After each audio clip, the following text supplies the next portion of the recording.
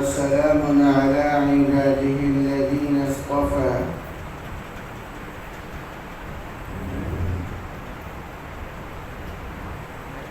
قال أعوذ بالله من شرور أنفسنا ومن سيئات أعمالنا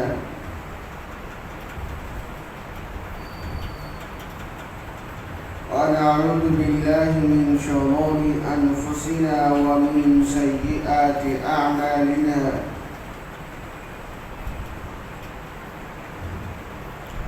قال أعوذ بالله من شرور أنفسنا ومن سيئات أعمالنا أما بعد أعوذ بالله من الشيطان الرجيم بسم الله الرحمن الرحيم ويعلمه الكتاب والحكمة والتوراة والإنجيل وقال الله تعالى لا تحرك به لسانك لتعجل به إن علينا جمعه وقرآنه فإذا قرأناه فاتبع قرآنه ثم إن علينا بيانه وقال النبي صلى الله عليه وسلم نضر الله امرأ سمع مقالتي فوعاها ثم أداها كما سمع أو كما قال عليه الصلاة والسلام صدق الله العظيم وصدق رسوله النبي الكريم ونحن على ذلك لمن الشاهدين والشاكرين والحمد لله رب العالمين. انتہائی عقیدت محبت اور توجہ کے ساتھ درود پاک پڑھیں.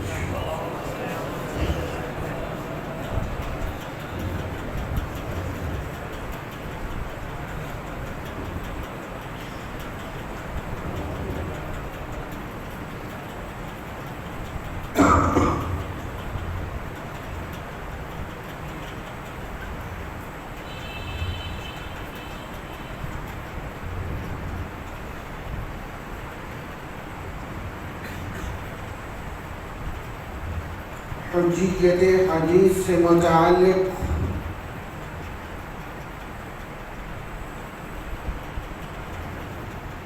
کل تفصیلی گفتگو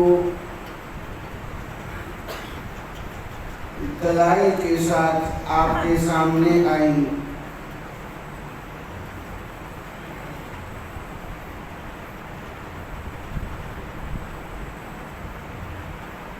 عقائد کی دنیا میں یہ ہمارا عقیدہ ہے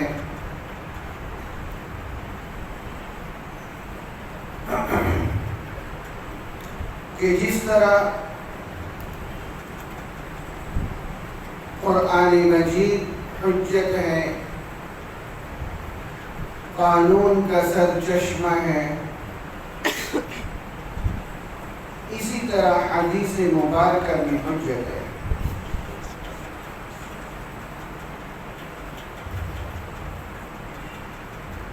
قرآن مجید بھی قیامت تک محفوظ ہے، حدیث مبارکہ بھی قیامت تک محفوظ ہے.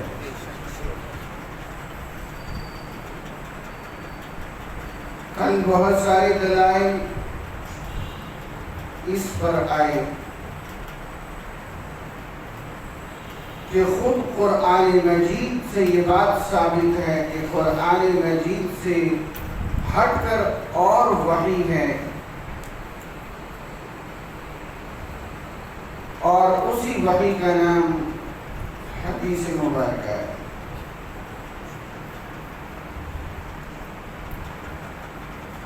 ان دلائل کے ساتھ ساتھ جو منکرین حدیث کی اعتراضات ہیں وہ تقریباً ایک جیسے ہیں۔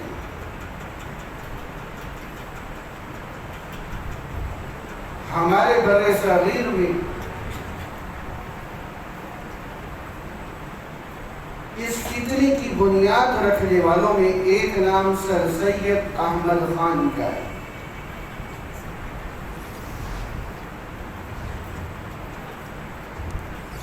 جس نے امت مسلمہ کی نوجوان نسل کے ذہنوں میں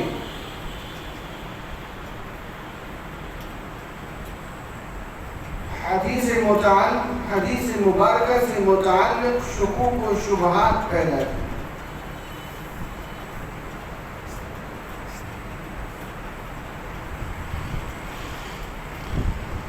ایک اور نام عبداللہ چکڑال جی کا آتا ہے،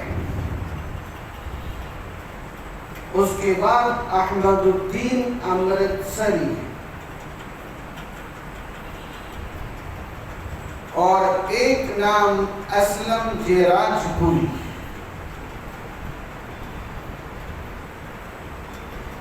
اور پرویز غلام احمد پرویز اور کیپٹن مسعود الدین عثمانی۔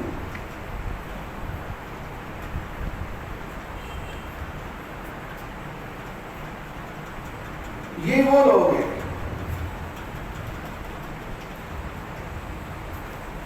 جنہوں نے تاریخ اسلام میں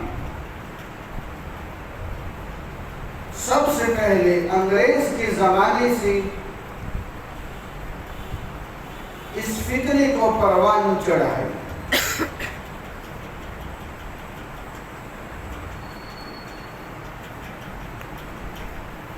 اور جو دین اسلام کے قانون کا دوسرا سرچشمہ ہے،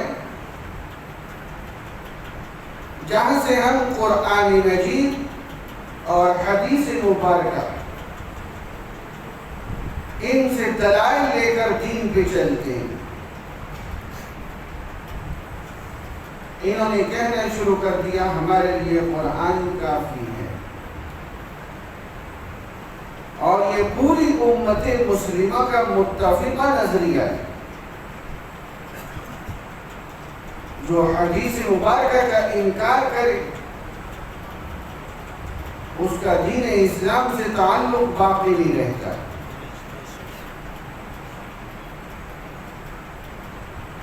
ان لوگوں کے جو نظریات ہیں، جو اعتراضات ہیں، وہ ان کے جوابات اور بہت ساری وہ روایات جو احادیث کی شکل میں آج ہمارے درمیان رائج ہیں،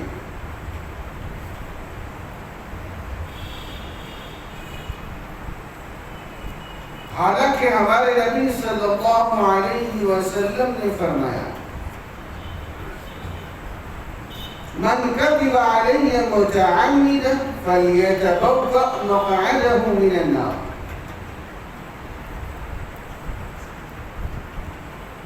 میرے اوپر جس نے جھوٹ باندھا اس کا ٹھکانہ جہنم میں۔ مفہوم ہے؟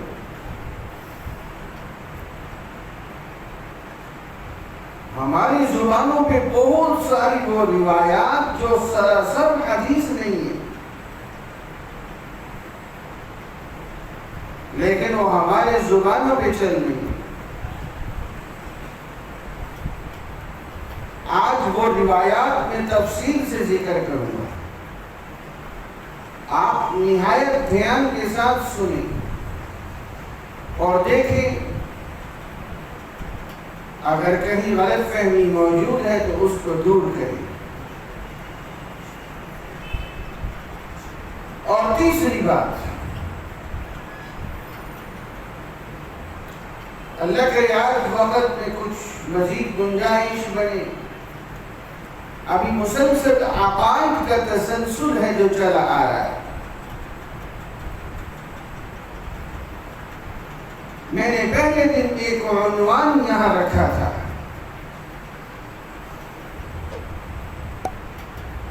دلائل کے ساتھ یہ ثابت کیا تھا کہ دین اسلام ہی سچا دین ہے. اس کے باقاعدہ دلائل ذکر ہوئے تھے یہاں پہ. پھر نمبر 2،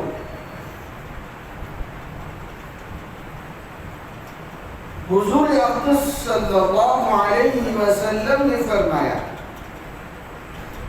میری امت کے 73 فرقے ہوں گے، ایک جنت میں جائے گا، باقی جہنم میں جائیں گے. وہ جنت میں جانے والا کون سا ہے؟ وہ انتہائی مثبت انداز میں دلائل کی دنیا میں آج اس کے مضمون کا حصہ ہے. میں آپ کی ثوابدید پہ چھوڑوں گا، اور آپ نے جو موجود ذی فہم ذی شعور میرے ساتھی موجود ہیں سارے کے سارے، آپ تائید کریں گے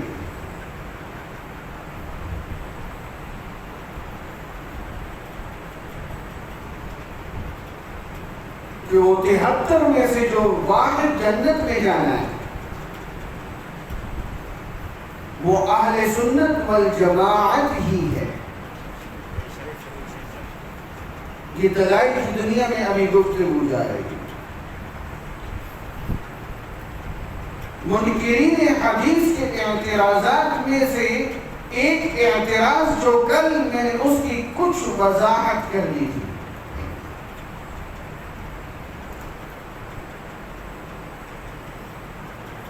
کہ حدیث مبارکہ تو بہت تاخیر سے لکھی گئی ہے، 3ری صدی ہجری میں.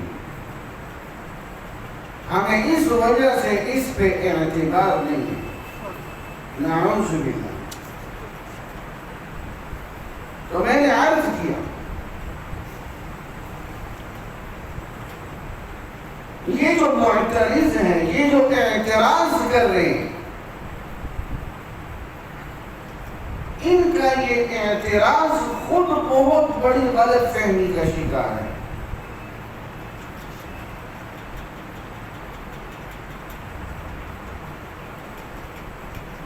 اس زمانے میں حدیث مبارکہ یا کوئی بھی چیز اس کے متعلق کسی چیز کو لکھ کر محفوظ کرنا عیب شمار ہوتا تھا. محفوظ کرنے کے اور بہت سارے طریقے تھے.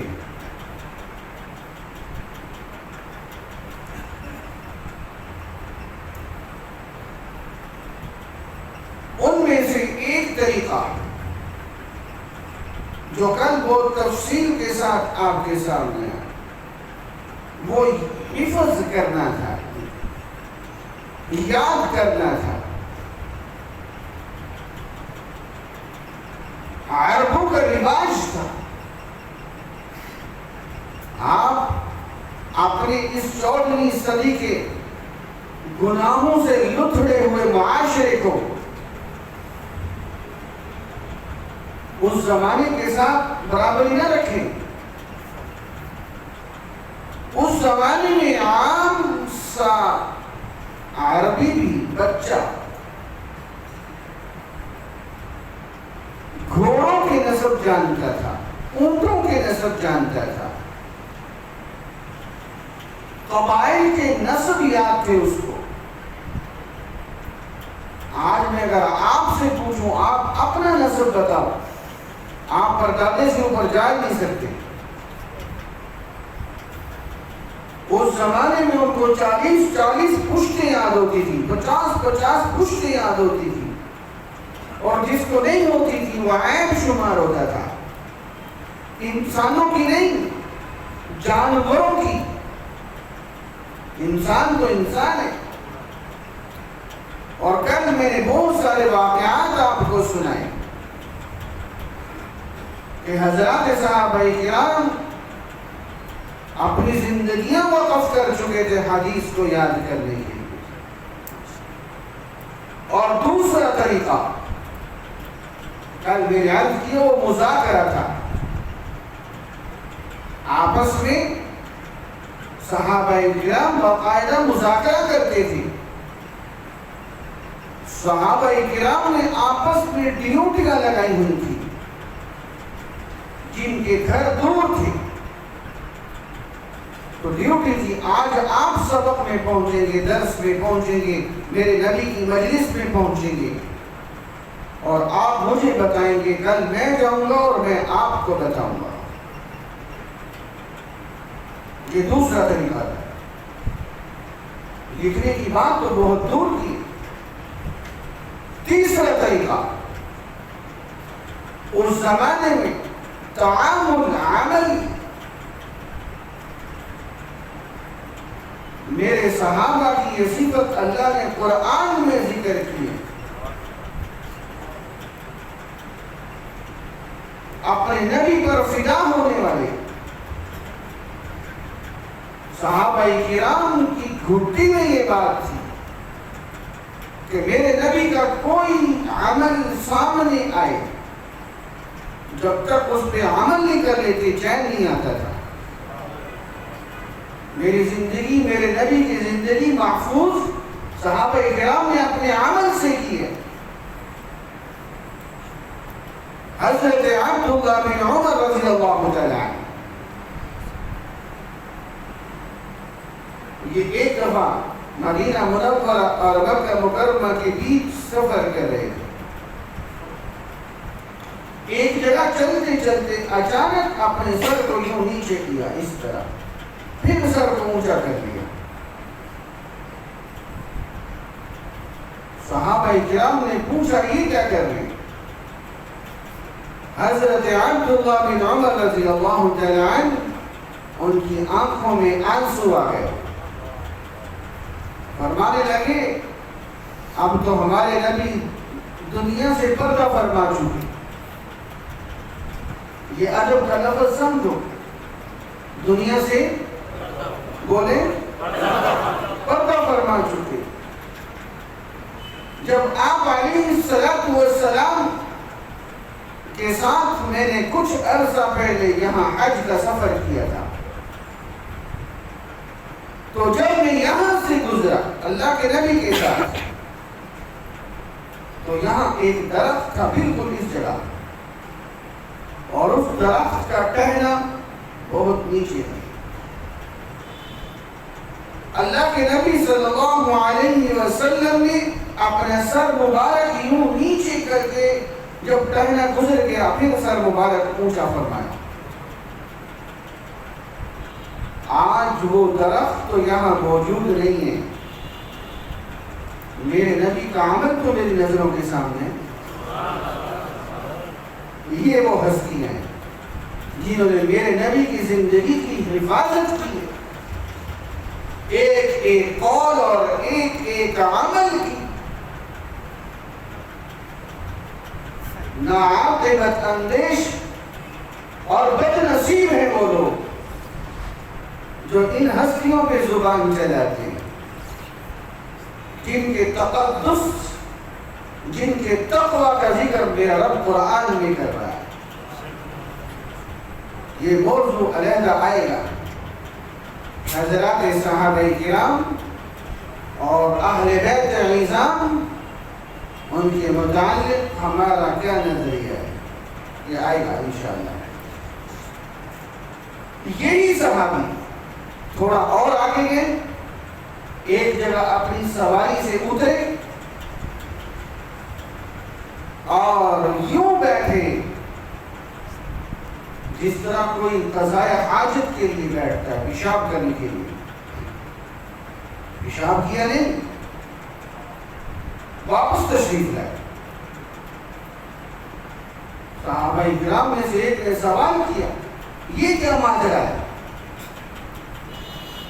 رو کے فرمانے لگے کہ اس سفر میں اس جگہ ہمارے نبی صلی اللہ علیہ وسلم نے قضاء حاجت فرمائی تھی،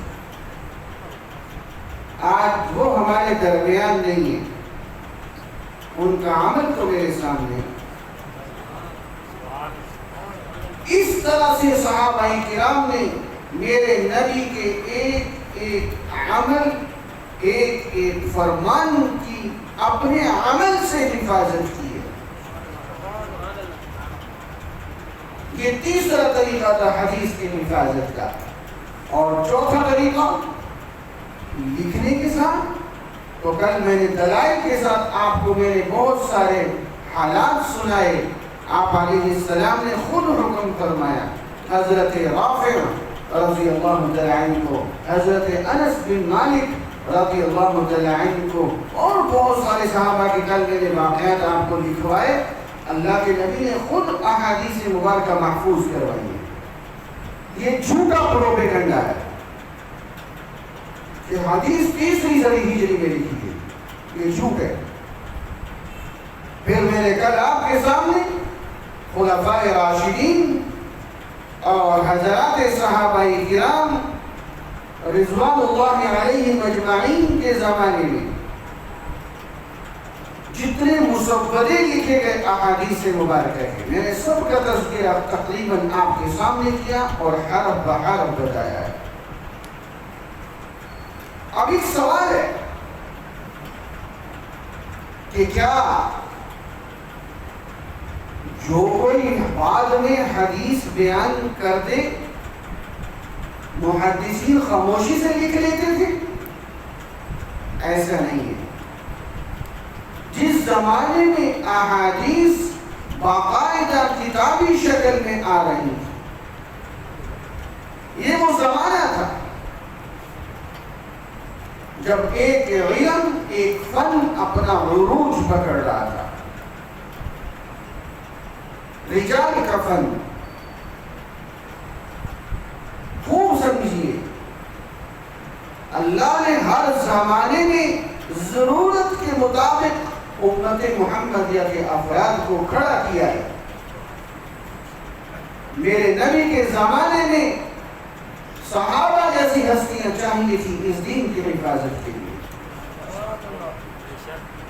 اور جب قرآن مجید کے حفاظ 700 شہید ہو گئے تو اس زمانے میں ابو بکر اور حضرت عثمان غنی رضی اللہ عنہما جیسی ہستیاں چاہیے تھی جو ان کو ایک جگہ جمع کر دیتے، اور جب حدیث بکھر کے ہمارے لیے مدون کی جا رہی تھی، اللہ نے اس زمانے میں ایسی ہستیوں کو پیدا کیا کہ جو حدیث کی روایت کرتے تھے، ایک ایک راوی، روایت کرنے والے کو راوی کہتے ہیں، اس کے حالات کو جانچا جاتا تھا۔ یہ جو حدیث کو نقل کر رہے ہیں فلاں، اس کی زندگی کیسی تھی، اس کی گھر کی زندگی کیسی تھی، اس کی معاشرتی زندگی کیسی تھی، اس کی بازار کی زندگی کیسی تھی، اس کے معاملات کیسے تھے، اس کی زندگی میں جھوٹ تو نہیں تھا، دغا تو نہیں تھا، ایک ایک چیز یوں اس کا حافظہ کیسا تھا، ایک ایک راوی کے حالات چن چن کے صاف کر کے محدثین نے ہمارے سامنے رکھ دیے کہ جس حدیث میں ایسا ایسا راوی ہو تو سمجھ لو 100% درست ہے، اور جس میں راوی کچھ کمزور ہو تو اس حدیث کے اندر طاقت میں کچھ کمزوری آئی جائے گی۔ یہ میں نے آسان لفظوں میں ذکر کیا۔ ایک راوی کو چیک کرتے تھے، ایک حدیث کی سند کو چیک کرتے تھے۔ یہ جو فلاں شخص کہہ رہا ہے میں نے یہ حدیث فلاں صحابی سے سنی ہے، انہوں نے یہ حدیث اللہ کے نبی سے سنی ہے، تو محدثین نے باقاعدہ چیک کیا کیا یہ جو شخص صحابی کا نام لے کے حدیث نقل کر رہے ہیں کیا یہ اس زمانے میں تھے بھی صحیح؟ تہذیب و تہذیب یہ وہ کتاب ہے، ایک ایک راوی کے حالات کو اتنا نکھار کے انہوں نے لکھا۔ اللہ تبارک و تعالی ابن حجر اسقلانی رحمۃ اللہ علیہ کی قبر پہ کروڑوں رحمت نازل فرمائے، کوئی شک نہیں کر سکتا۔ 12,455 راویوں کے حالات ایک ایک بندے کے گھر جا جا کے معلومات کر کر کے اس کے دوستوں سے مل کے گھر والوں سے پوچھ کے حالات کو دکھایا کہ معاملہ حدیث کا ہے۔ اور میں آپ سے پوچھنا چاہتا ہوں، جو آدمی حدیث نقل کرنے والا ہو، حدیث بیان کرنے والا ہو، اس دور میں ہو تو لوگ اس کو کتنا احترام دیتے ہیں، اس زمانے میں کتنا ہوا، لیکن انہوں نے کسی قسم کی کوئی رعایت نہیں کی۔ ایک بہت بڑے محدث گزرے، حضرت وکیع ابن جراح رضی اللہ تعالی عنہ، وکیع، وہ اس فن کے ماہر تھے۔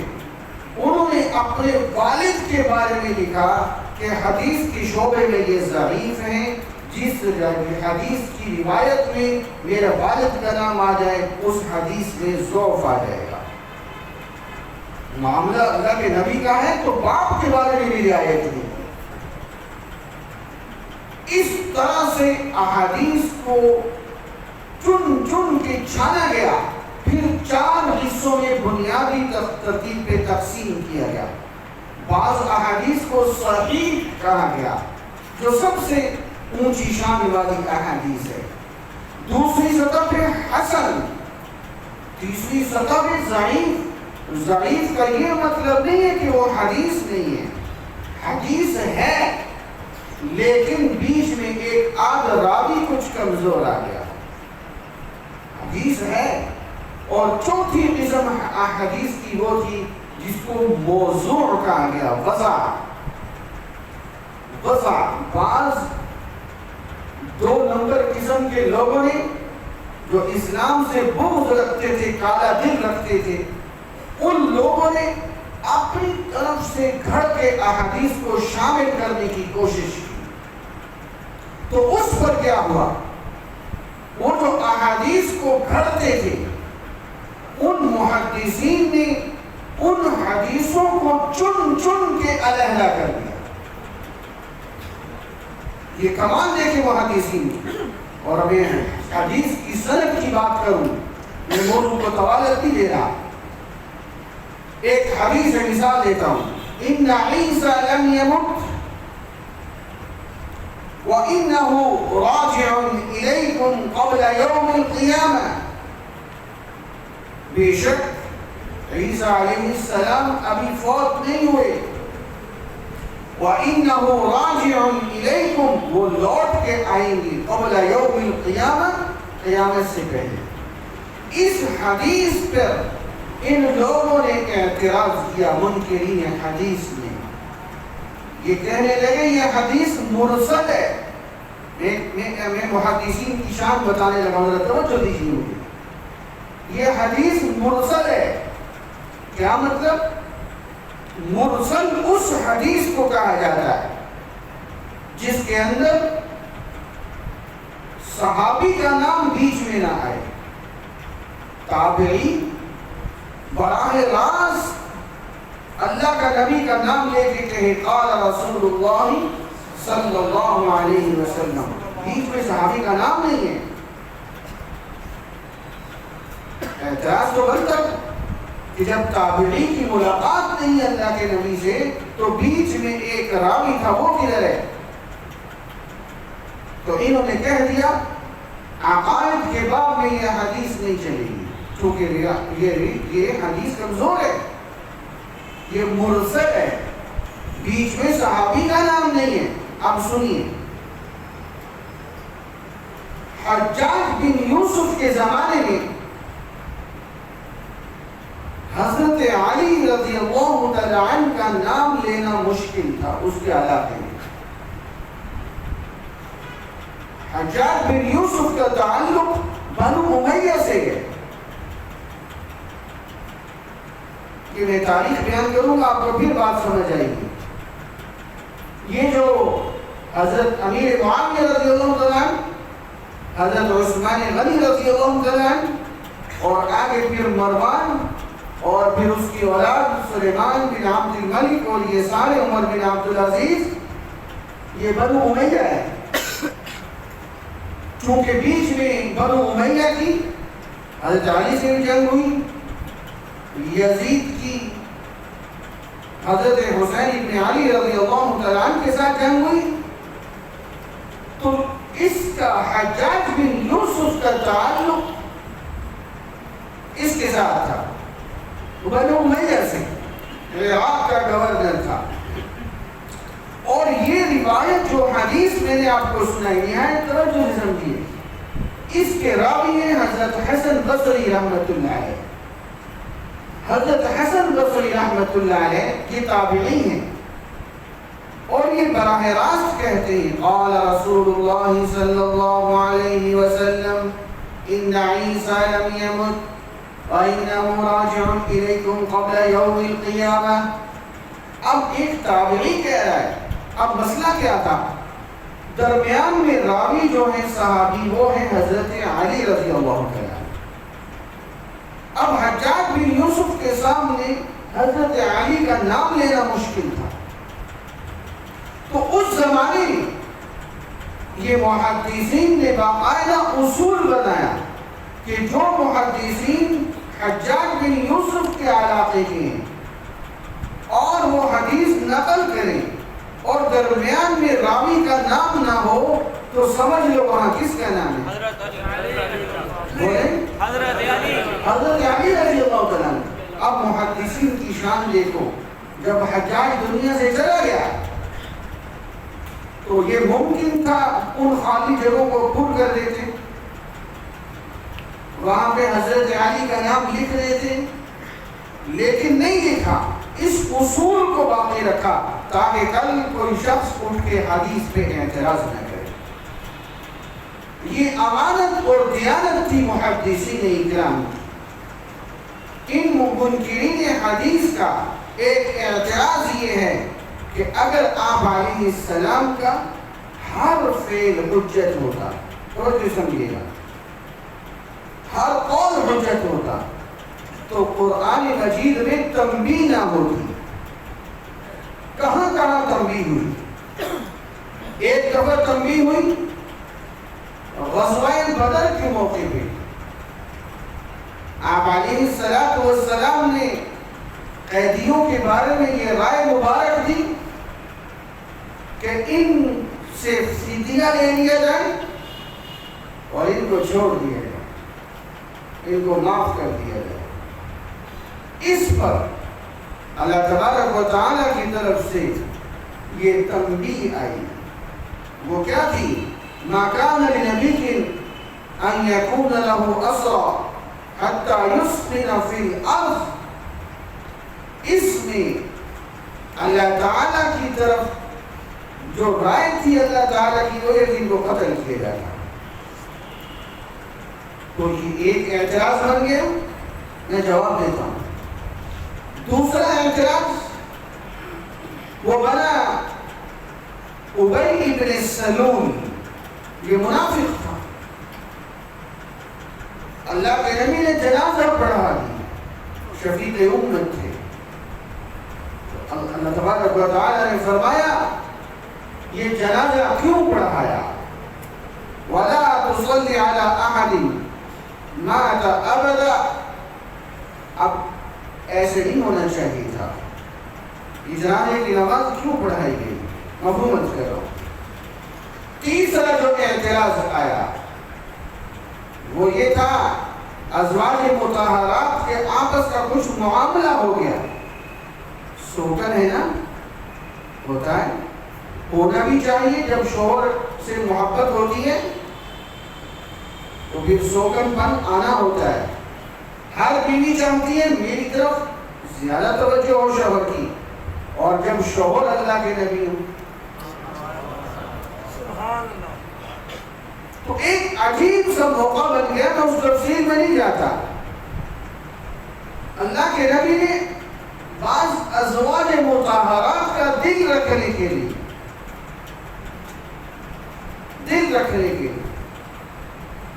فرمایا کہ میں آج کے بعد شہد استعمال نہیں کروں گا۔ اللہ تعالیٰ نے تنبیہ نازل فرما دی، لِمَ تُحَرِّمُ مَا أَحَلَّ اللَّهُ لَكَ، جو ہم نے آپ پہ حلال کیا آپ اس کو اپنی اوپر کیوں روک رہے ہیں؟ اور ایک اور واقعہ جو قرآن جس کو منکرین حدیث اٹھاتے ہیں، وہ کہتے ہیں کہ جناب حضور اقدس صلی اللہ علیہ وسلم کی مجلس میں مشرکین مکہ کے بڑے بڑے لیڈر بیٹھے ہوئے تھے، آپ ان کو دعوت دے رہے تھے اسلام کی۔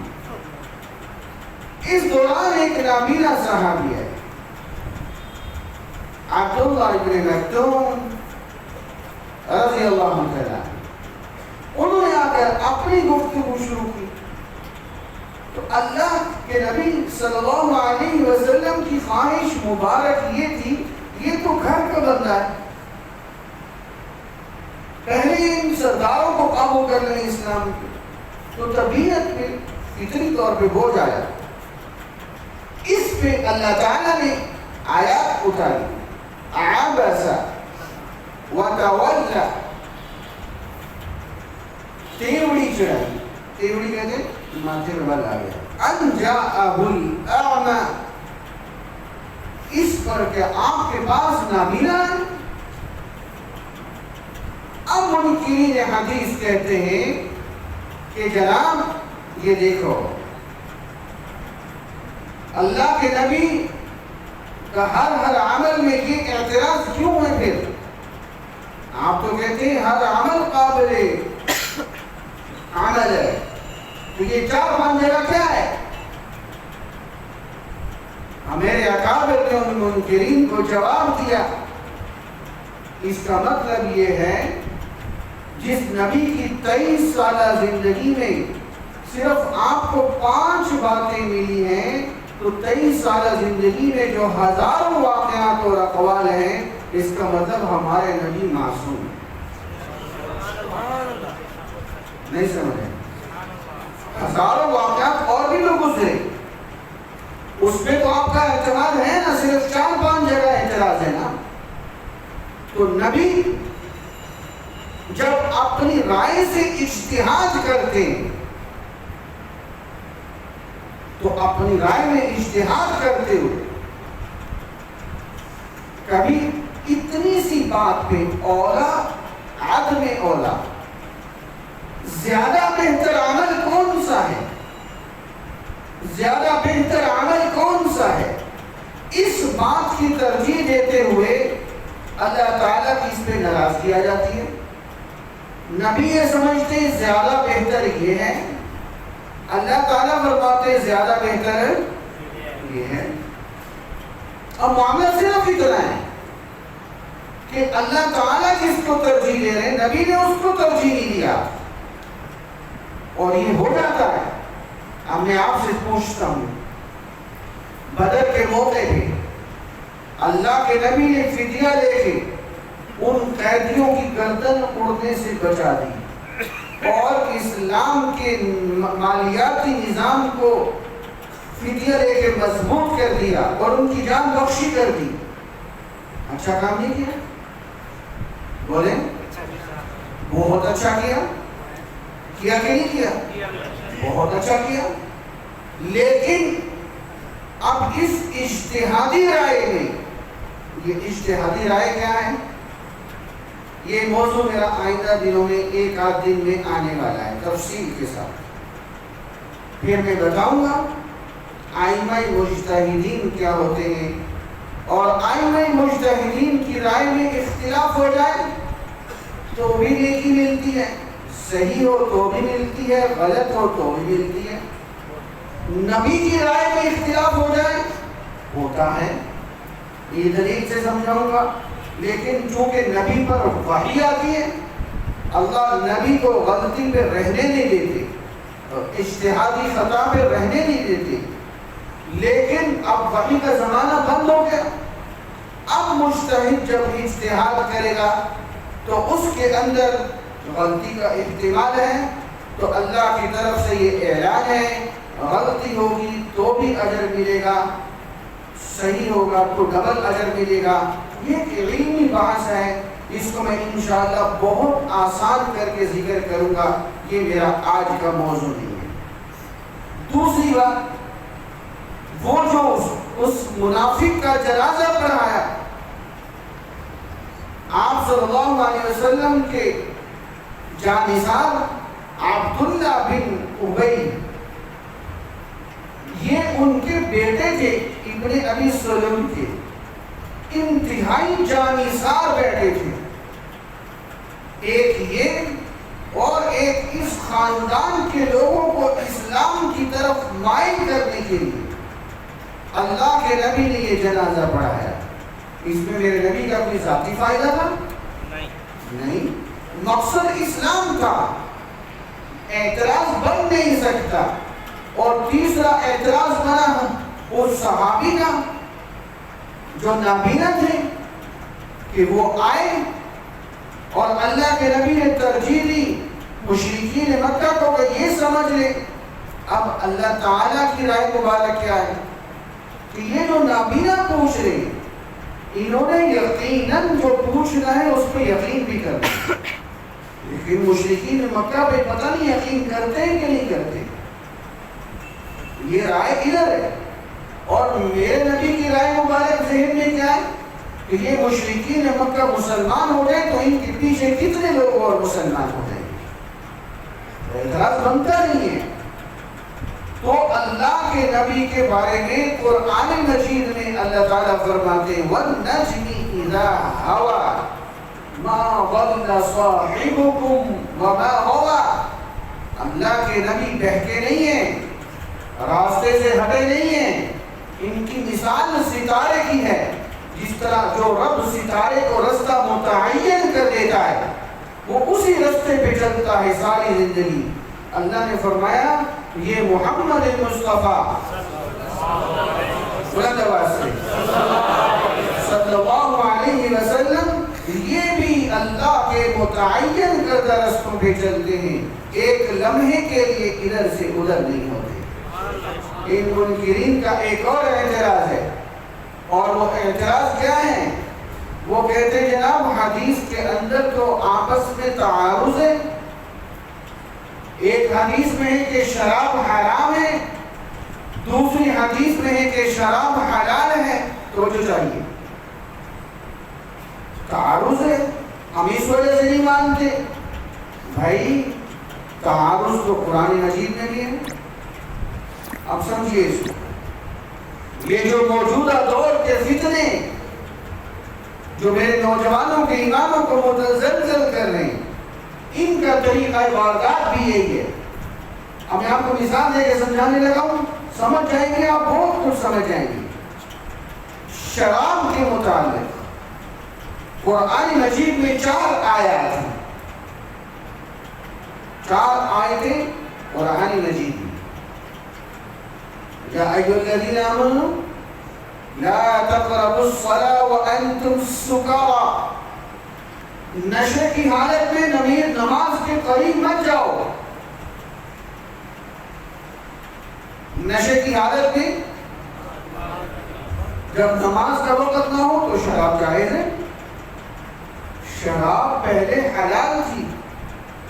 سن 2 ہجری میں جب اللہ کے نبی مکہ مکرمہ کی زندگی گزار کے مدینہ منورہ تشریف لے آئے، غزوہ بدر 2 ہجری میں ہوا، اس وقت شراب حرام ہوئی ہے، پہلے شراب حرام نہیں تھی۔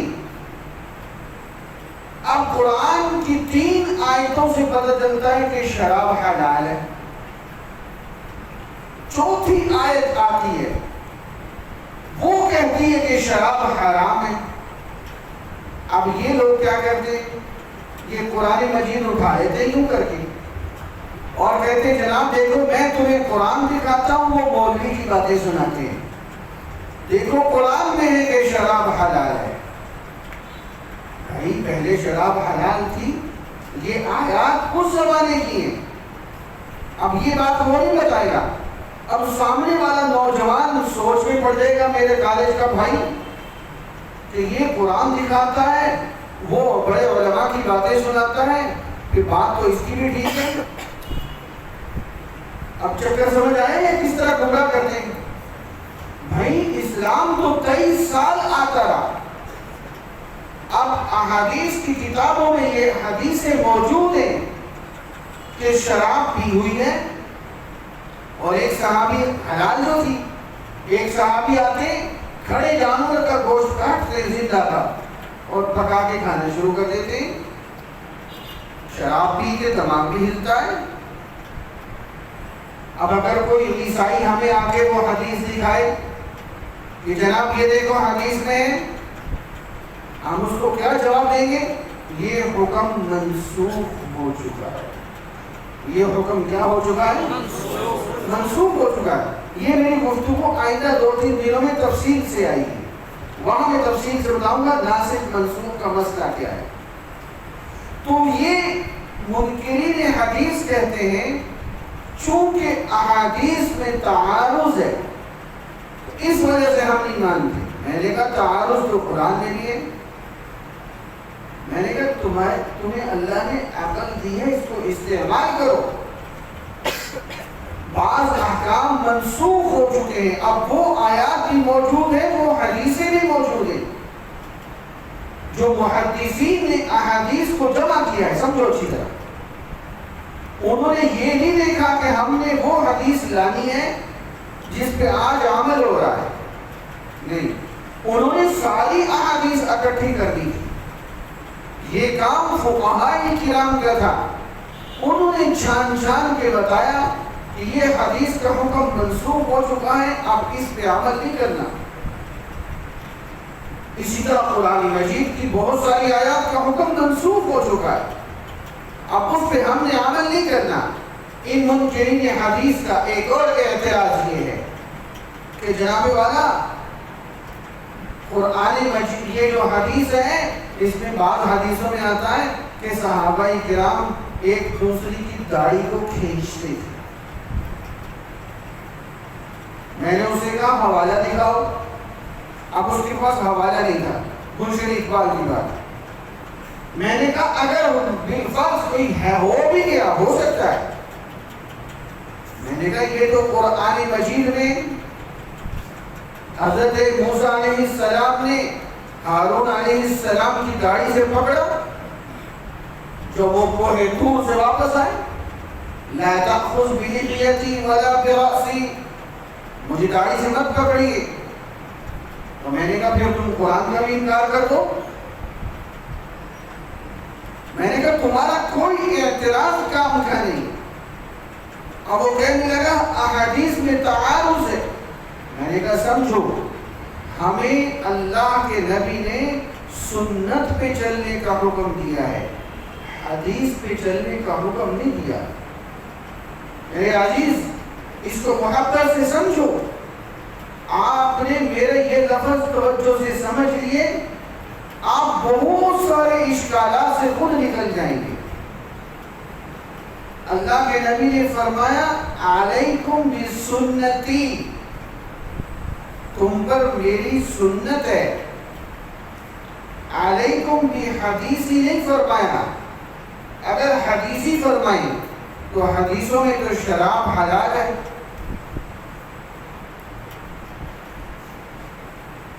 ہے کہ نہیں؟ ہمیں کیا حکم دیا؟ علیکم بسنتی، میرے نبی کا وہ عمل جس کو امت نے لے لیا اس کو سنت کہا جاتا ہے آسان لفظوں میں. اب آپ خود اس کی تفریق کریں گے. میں آپ سے پوچھتا ہوں، مسواک کرنا حدیث ہے یا سنت ہے؟ داڑھی رکھنا سنت ہے، حدیث نہیں. ہم حدیث کیوں نہیں کہتے؟ اس کو سمجھیں.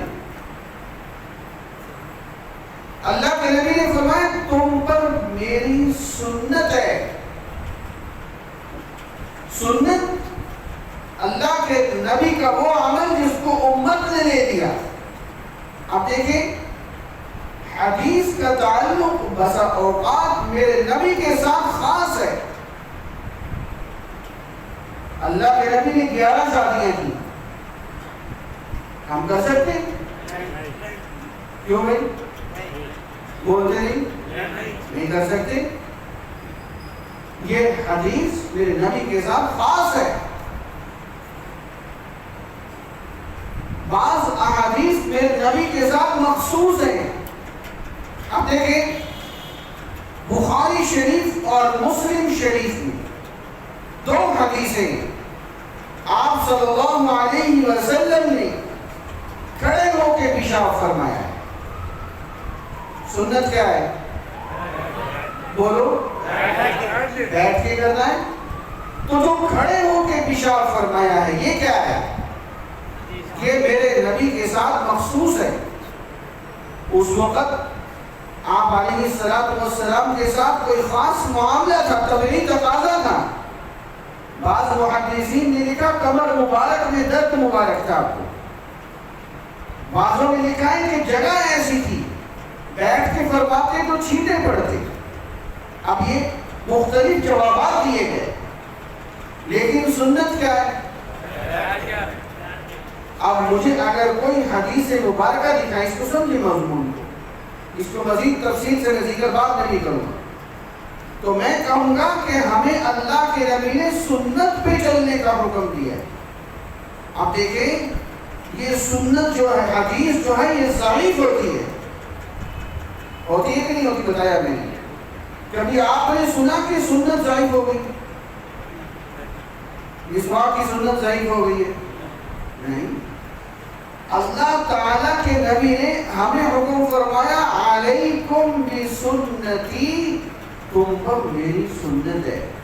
تو ہم نے سنت پہ چلنا ہے. مجھے آ کے اگر کوئی حدیث دکھائے گا کہ یہ دیکھو اس حدیث کے اندر تو یہ لکھا ہوا ہے، میں بتاؤں گا اللہ کے نبی کا جو عمل امت نے لے لیا ہم اس کے اوپر کاربند رہیں گے. اس کو مزید تفصیل سے ایک آدھ دن میں یہ سبق آ رہا ہے، وہاں میں تفصیل سے عرض کرتا ہوں. ان کا ایک اور اعتراض یہ ہے کہ آپ صلی اللہ علیہ وسلم کا کام حدیث کو پہنچا دینا تھا بس. قرآن میں ہے ما علی الرسول الا البلاغ، آپ کا کام پہنچا دینا تھا، ختم، آگے نہیں تھا.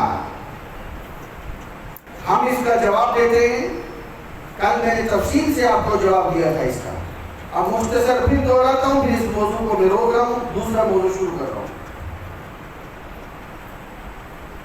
ہمارے نبی کی جو امت ہے اس میں 2 قسمیں، ایک امت دعوت، ایک امت اجابت. امت دعوت سے مراد کفار ہے. جب کفار پہ بات آئی تو ایسا ہی ہے، اللہ کے نبی نے بات پہنچا دی، کافی ہے. وما علینا الا البلاغ، میں نے بات پہنچا دی ہے، اب عمل نہیں کرو گے قیامت کے دن بھگتو گے. لیکن جب باری آتی ہے مسلمان کی، امت اجابت کی، تو پھر میرے نبی نے فرمایا، اللہ نے فرمایا آپ کی کیا کیا ڈیوٹیاں ہیں؟ کل میں نے تفصیل سے ذکر کیا، توجہ نہیں کریں. ایک یہ فرمایا ڈیوٹی کیا ہے آپ صلی اللہ علیہ وسلم کی؟ یعلمہم الکتاب، کتاب کی تعلیم دیتے ہیں. وَيُزَكِّيهِمْ وَيُعَلِّمُهُمُ الْكِتَابَ وَيَتْلُو عَلَيْهِمْ آیَاتِهِ، قرآن کی آیات پڑھنا سکھلاتے ہیں، قرآن کی تشریح بتاتے ہیں، اپنے عمل سے تزکیہ کرنا سکھاتے ہیں. اور میرے نبی قانون ساز ہے. کل میں نے تفصیل سے دلائل سے بات سمجھائی تھی. میرے نبی قرآن کے مفسر ہے. میرے نبی کا کام صرف ڈاکیے والا نہیں ہے. اور اس پر ان کا ایک اور اعتراض یہ ہے منکرین حدیث کا کہ اکثر روایات بالمعنی ہیں. کیا مطلب؟ یہ موضوع مشکل تھا، میں آسان کرنے کی کوشش کر رہا ہوں. بالمعنی بالمعنی کا مطلب کہ الفاظ آپ علیہ السلام کے نہیں ہے، مفہوم آپ علیہ السلام کا ہے۔ صحابہ کرام نے وہ لفظ نقل نہیں کیے جو اللہ کے نبی نے فرمائے، جو اللہ کے نبی کے فرمان کا مقصود تھا، مفہوم تھا، وہ ذکر کیا ہے۔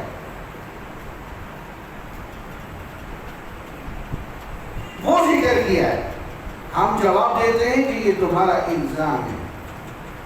حضرات صحابہ کرام نے ایک بہت بڑی تعداد احادیث کی جو نقل کی ہے وہ باللفظ ہے، جیسے میرے نبی نے بیان فرمایا من عن اسی طرح ہے، میرے نبی نے اذان بتائی من عن اسی طرح ہے، تشہد بتایا من عن اسی طرح ہے، اور احادیث قدسیہ اور احادیث اخلاق اور احادیث آخرت جتنی احادیث ہیں یہ وہی لفظ ہیں جو میرے نبی کی زبان مبارک سے ادا ہوئے تھے۔ لفظ کا بھی فرق نہیں ہے۔ یہاں میں نے وہ اعتراض توڑ دیا، اب ایک اشکال کا جواب دے کے میں گفتگو بڑھانے لگا ہوں۔ ایک دفعہ درود پاک پڑھ لیجیے۔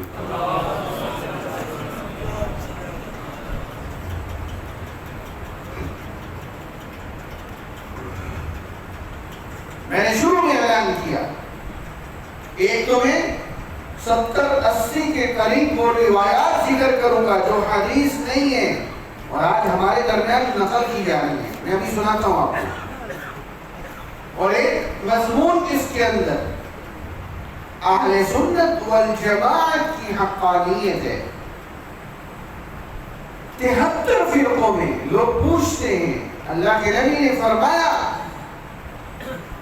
کہ میری امت کے 73 فرقے ہوں گے، ایک جنت میں جائے گا۔ قرآن مجید کی تفسیر ہے، قرآن مجید میں یوم تبیض وجوہ وتسود وجوہ، قیامت کے دن بعض چہرے نورانی ہوں گے، چمک رہے ہوں گے، بعض چہرے سیاہ ہوں گے۔ حضرت ابو سعید خدری رضی اللہ تعالی عنہ نے پوچھا یا رسول اللہ صلی اللہ علیہ وسلم، سب کہتے ہیں بلند آواز سے صلی اللہ علیہ وسلم، وہ کون ہوں گے؟ من ہم، جن کے چہرے چمک رہے ہوں گے۔ توجہ، آپ صلی اللہ علیہ وسلم نے فرمایا ہم اہل السنت والجماعت، وہ اہل سنت والجماعت ہوں گے۔ اہل سنت سے مراد نبی کا طریقہ اور جماعت سے مراد صحابہ کرام کا طریقہ۔ خود اس حدیث میں جب صحابہ کرام نے پوچھا یا رسول اللہ جو جنت میں جائے گا وہ کون؟ اللہ کے نبی نے فرمایا ما انا علیہ و اصحابی، جو میرے اور میرے صحابہ کے طریقے پر ہوگا۔ تو میرے اہل سنت، صحابہ والجماعت، اس کو اچھی طرح سمجھو، آپ ذہنوں میں بٹھاؤ۔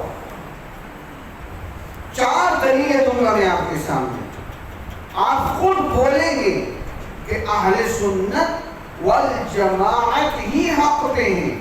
میرا جو یہاں کورس کا پہلا دن تھا اس دن میں نے تفصیل سے بتایا تھا اسلام ہی سچا دین ہے، اس میں نے 4 دلائل دیے تھے۔ آپ میں سے بعض بلکہ بہت سارے ساتھی اس دن نہیں تھے، وہ میرا بیان اس میں موجود ہے، یہ جو جامعہ قادریہ آروائی کی نیٹ پہ، آپ اس کو دیکھیں اور سنیں، اپنا عقیدہ مضبوط کریں۔ آج میں بتا رہا ہوں اسلام میں جو 73 ہیں ان میں سے حق جو ہے وہ کون سا ہے؟ وہ اہل سنت والجماعت ہے۔ وہ کس طرح؟ آئیے دلائل کے ساتھ سمجھاتا ہوں آسان کر کے۔ سب سے پہلی دلیل دیکھیے، دنیا کے اندر کعبہ ایک ہے، بیت اللہ 2 ہے، ایک بیت اللہ ایک بیت المقدس، قبلہ اول اور قبلہ ہے 2۔ کعبہ ایک ہے، بیت اللہ کو کعبہ کہتے ہیں، وہ بنی ہوئی جگہ۔ ان دونوں جگہوں کو اللہ نے جو عزت دی، جو شرف بخشا، جس ہستی کے ذریعے اس کا نام سیدنا عمر فاروق رضی اللہ تعالیٰ عنہ۔ اسلام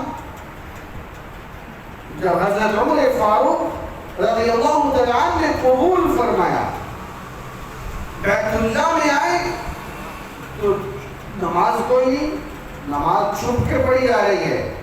حضرت عمر فاروق رضی اللہ تعالیٰ عنہ فرمانے لگے نہیں اب ایسا نہیں ہوگا، تلوار لے کے آ گئے بیت اللہ میں، آؤ جس نے اپنے بچوں کو یتیم کرانا ہے، جس نے اپنی بیوی کو بیوہ بنانا ہے، آؤ میرے سامنے، اور بیت اللہ کی شان اور عظمت کو بحال کیا۔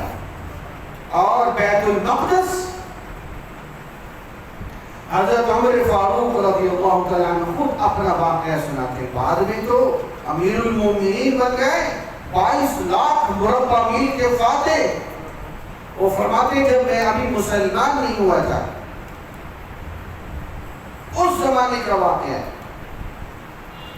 چلو ادھر سے بات شروع کرتے ہیں۔ حضرت ابو عبیدہ بن جراح رضی اللہ تعالیٰ عنہ وہ شام کو فتح کرتے کرتے کرتے بیت المقدس تک پہنچ گئے۔ جب بیت المقدس پہنچے، آگے پادری کھڑے تھے بیت المقدس کے سامنے۔ وہ پادری کہنے لگے لڑنے کی ضرورت نہیں ہے، اپنے امیر المومنین کو بلاؤ، ہم چابیاں خود ہی حوالے کر دیں گے۔ انہوں نے پیغام بھیجا کہ بغیر خون گرے بیت المقدس ہمارے حوالے ہو جائے گا۔ حضرت عمر فاروق رضی اللہ تعالیٰ عنہ چل پڑے، ایک اونٹ تھا، ایک غلام کو ساتھ لیا، اب آدھا سفر یہ بیٹھتے پھر وہ بیٹھتا غلام، پھر یہ بیٹھتے نکیل پکڑتے، پھر وہ غلام اوپر بیٹھتا تو حضرت عمر اس اونٹ کی نکیل پکڑتے، اور یوں کرتے کرتے کرتے کرتے جب بیت المقدس کے پاس پہنچے، اللہ کی شان باری آ گئی، اس غلام کی اونٹ کے اوپر بیٹھ گئی۔ اب وہ غلام منتیں کر رہا ہے، حضرت آپ امیر المومنین ہیں، آپ اوپر بیٹھ جائیے۔ حضرت عمر فاروق رضی اللہ تعالیٰ نے فرمایا نہیں، یہ عدل کے خلاف ہے۔ وہی ٹاٹ والا لباس پہنا ہوا، اس کے ٹاکیاں لگی ہوئی ہیں، پیبند لگے ہوئے ہیں لباس پہ، سامنے پادری کھڑا دیکھ رہا ہے۔ ان کے پادری کھڑے، وہ کبھی امیر المومنین کو دیکھتے ہیں، کبھی اپنی الہامی کتابوں کو دیکھتے ہیں، یجدونہ مکتوبا عندہم فی التوراۃ والانجیل۔ تو فرجومی نزدیک آئے، چابیاں حضرت عمر فاروق رضی اللہ تعالیٰ عنہ کے حوالے کر دی۔ حضرت عمر فاروق رضی اللہ تعالیٰ عنہ نے چابیاں پکڑی، خطبہ ارشاد فرمانے لگے۔ فتح کا موقع تھا، ایک پرچی آئی، دھیان سے سنیے، ایک پرچی آئی۔ حضرت عمر فاروق رضی اللہ تعالیٰ نے پرچی دیکھی، خطبے کے دوران فرمانے لگے یہ ملک میرا نہیں ہے، نہ ہی یہ میرے باپ کی میراث ہے، یہ ملک میرا نہیں ہے، نہ ہی یہ میرے باپ کی میراث ہے۔ یہ کہہ کے پرچی پھینک دی، اپنا خطبہ جاری رکھا۔ جب خطبہ ختم ہو گیا تو صحابہ کرام اکٹھے ہو کے آئے، امیر المومنین یہ بیچ میں آپ نے ایک جملہ کہا، اس کا مطلب کیا ہے؟ فرمایا کیا ہوا؟ وہ آپ نے کہا تھا یہ ملک میرا نہیں ہے، نہ ہی میرے باپ کی میراث ہے، یہ کیا ماجرا ہے؟ حضرت عمر فاروق رضی اللہ تعالیٰ عنہ فرمانے لگے ابھی میں مسلمان نہیں ہوا تھا، اسلام لانے سے پہلے حضرت عمر فرماتے میں تجارت پر جا رہا تھا شام کی طرف، تجارت کے لیے قافلے جاتے تھے، میں نہیں چل پڑا۔ اب رستے میں ایک جگہ پڑاؤ ڈالا، سب سو گئے، گاڑی سو گیا۔ جب وہ تاجر اٹھے وہ چلے گئے، میں سوتا رہ گیا۔ اب سڑکیں تو ہوتی نہیں تھی، جنگل صحرا ہوتے تھے۔ فرماتے میں بھٹکتا بھٹکتا بھٹکتا بیت المقدس کی طرف آ گیا۔ اب بھوک اور پیاس لگی ہوئی تھی، تو فرماتے کہ وہاں پر ایک پادری جو تھا وہ مجھے دیکھ رہا تھا، مجھے دیکھ کے کہنے لگا بھوک اور پیاس ہے؟ میں نے کہا ہاں۔ اس نے مجھے کسی پکڑائی کہ یہاں کام کرو، مزدوری کرو، شام کو اجرت ملے گی، کھا پی لینا۔ حضرت عمر رضی اللہ تعالیٰ عنہ فرماتے میں نے کسی پکڑی، اب تھوڑا سا کام کام کیا، ایک بھوک پیاس اوپر سے مزدوری پہ لگا دیا، غصہ آیا، اسی پادری کا سر تن سے جدا کر دیا، اس کو قتل کر دیا۔ اسلام سے پہلے کی بات ہے۔ ادھر سے بھاگا، اب میں پکڑا نہ جاؤں، تھوڑا اور آگے گئے تو ایک اور پادری کھڑا ہو، یہ حضرت عمر رضی اللہ عنہ خود سنا رہے ہیں۔ وہ فرماتے اس پادری نے مجھے دیکھا تو اس نے بڑی محبت سے بٹھایا، کھانا کھلایا، پانی پلایا، اور ایک کاغذ کا ٹکڑا لے کے آیا اور کہنے لگا وہ پادری اس پہ لکھ دو، اگر کل کو آپ اس علاقے کے حکمران بن گئے تو یہ چرچ میرا۔ حضرت عمر فاروق رضی اللہ تعالیٰ عنہ فرمانے لگے میں جو جس اونٹ کو لے کے آیا ہوں یہ بھی کرائے کا ہے، کھانے کو میرے پاس کچھ نہیں ہے، اور میں نے یہاں کا حکمران بننا ہے۔ وہ پادری کہنے لگا آپ لکھ دیں، بن گئے تو چرچ میرا، نہ بنے تو ایک کاغذ کا ٹکڑا ہے ضائع ہو جائے گا۔ حضرت عمر فاروق رضی اللہ تعالیٰ عنہ نے لکھ دی۔ اچھا حضرت عمر نے پوچھا تم یہ اتنے وثوق سے کیسے کہہ رہے ہو؟ وہ پادری اندر گیا، اس کے پاس ایک صندوق تھا، وہ لے کے آیا اور کہنے لگا یہ نسل در نسل یہ صندوق پادری میں ہمیں چلا آ رہا ہے، ہم خاندانی پادری ہیں۔ اس کے اندر مختلف انبیاء کی تصاویر تھی، کپڑے بھی، ایک تصویر آدم علیہ السلام کی، ابراہیم علیہ السلام کی، اس طرح عیسیٰ علیہ السلام کی، اور آخر میں اس نے ایک تصویر دکھائی، کہنے لگا یہ جو شخص ہیں یہ اللہ ان کو آخری نبی بنائے، اور وہ تصویر تھی امام الانبیاء حضرت محمد مصطفیٰ صلی اللہ علیہ وسلم کی۔ ان کے سرہانے کی طرف ایک شخص کھڑا تھا اور تصویر میں، اور ایک شخص ان کے پاؤں کے ساتھ بیٹھا ہوا تھا۔ وہ جو پاؤں کے ساتھ بیٹھا ہوا تھا وہ حضرت عمر رضی اللہ تعالیٰ عنہ تھی۔ وہ پادری کہنے لگا یہ جو ان کے دائیں طرف کھڑے یہ ان کے جانشین بنیں گے، وہ ابوبکر صدیق رضی اللہ عنہ، اور یہ جو پاؤں میں بیٹھا ہے ہمیں نسل در نسل بتایا جا رہا ہے یہ شخص اس بیت المقدس کا حکمران بنے گا۔ تو اس کی شکل آپ کے ساتھ بہت مل رہی ہے، تو میں نے اس لیے لکھوا لیا ہے۔ اللہ کی شان دیکھیں، خود نہ تھے جو راہ پر اوروں کے حاجی بن گئے، بکریوں کو چلانے والے حکمران بن گئے، یہ میرے نبی کی امت ہے۔ وہی ہوا جب بیت المقدس فتح ہوا، اس پادری نے وہ پرچی بھیجی، حضرت عمر فاروق رضی اللہ تعالیٰ عنہ نے پرچی دی، تو حضرت عمر فاروق رضی اللہ تعالیٰ عنہ فرمانے لگے نہ یہ ملک میرا ہے نہ یہ میرے باپ کی میراث ہے، اب تو شریعت کا قانون چلے گا، میں کس طرح دے سکتا ہوں؟ یہ کہہ کے پرچی پھینک دی۔ حضرت عمر نے فرمایا یہ اصل ماجرا ہے۔ اب میں جدھر آپ کی توجہ دلانا چاہ رہا ہوں،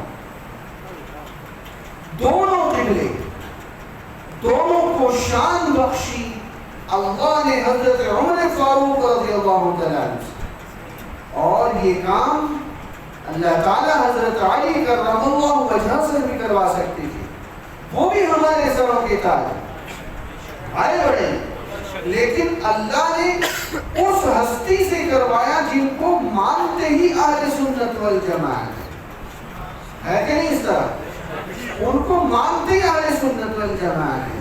اس کا مطلب یہ ہے اللہ تعالیٰ اہل سنت کے ساتھ، اللہ تعالیٰ کن کے ساتھ ہیں؟ اہل سنت والجماعت کے ساتھ ہیں۔ میں ایک واقعہ بیچ میں سناؤں، شاید پہلے سنایا تھا۔ دو دیہاتی، یہ کیا ہوا؟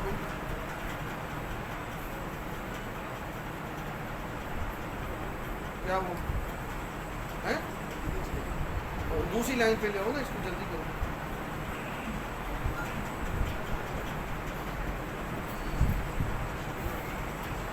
ہمت سے ذرا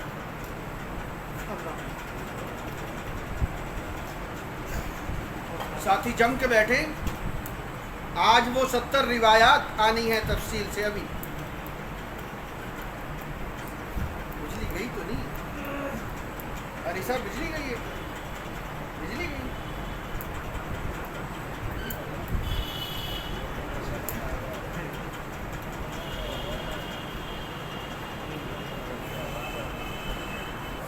یہ نہیں چلا.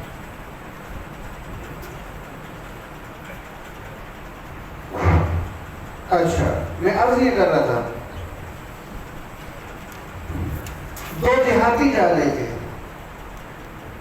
ایک دیہاتی بیل گاڑی پہ دہلی میں ایک دوسرے سے کہنے لگا کہ بھائی تم مسلمان ہو جاؤ. وہ ایک ہندو تھا ان میں، ایک مسلمان تھا دیہاتیوں میں. جو مسلمان تھا تو پوچھ دیجیے، وہ ہندو سے کہنے لگا تم مسلمان ہو جاؤ. وہ ہندو کہنے لگا تم ہندو ہو جاؤ. دلیل کسی کے پاس نہیں. وہ دیہاتی تھے نا، دماغ اتنا ہی ہوتا ہے. وہ کہنے لگے ایک بات ہے، ہمیں غور کرنا چاہیے کہ اللہ تعالیٰ ہندو ہے یا مسلمان ہے. اگر اللہ ہندو ہے تو تم ہندو ہو جاؤ، اور اگر اللہ مسلمان ہے تو ہندو کہنے لگا میں مسلمان ہو جاتا ہوں. وہ کہنے لگے ہم دہلی جا رہے ہیں، وہاں ایک مولوی صاحب رہتے ہیں عبدالعزیز، مولانا عبدالعزیز محدث دہلوی رحمۃ اللہ علیہ، ان سے پوچھتے جائے. کہنے لگے ٹھیک ہے. وہاں جا کے حضرت سے پوچھو کہ اللہ تعالیٰ ہندو ہے یا مسلمان ہے. حضرت فرمانے لگے کہ اللہ تعالیٰ تو مسلمان ہے. وہ ہندو کہنے لگا وہ کس طرح؟ حضرت نے فرمایا کہ قرآن مجید نے اللہ نے فرمایا ان تذبحوا بقرہ، گائے کو ذبح کرو. تو گائے کو ہندو تو ذبح نہیں کر سکتا، نہ کروا سکتا ہے. اس کا مطلب اللہ تعالیٰ کیا ہے؟ مسلمان ہے. تو وہ ہندو جو ہے وہ کیا ہو گیا؟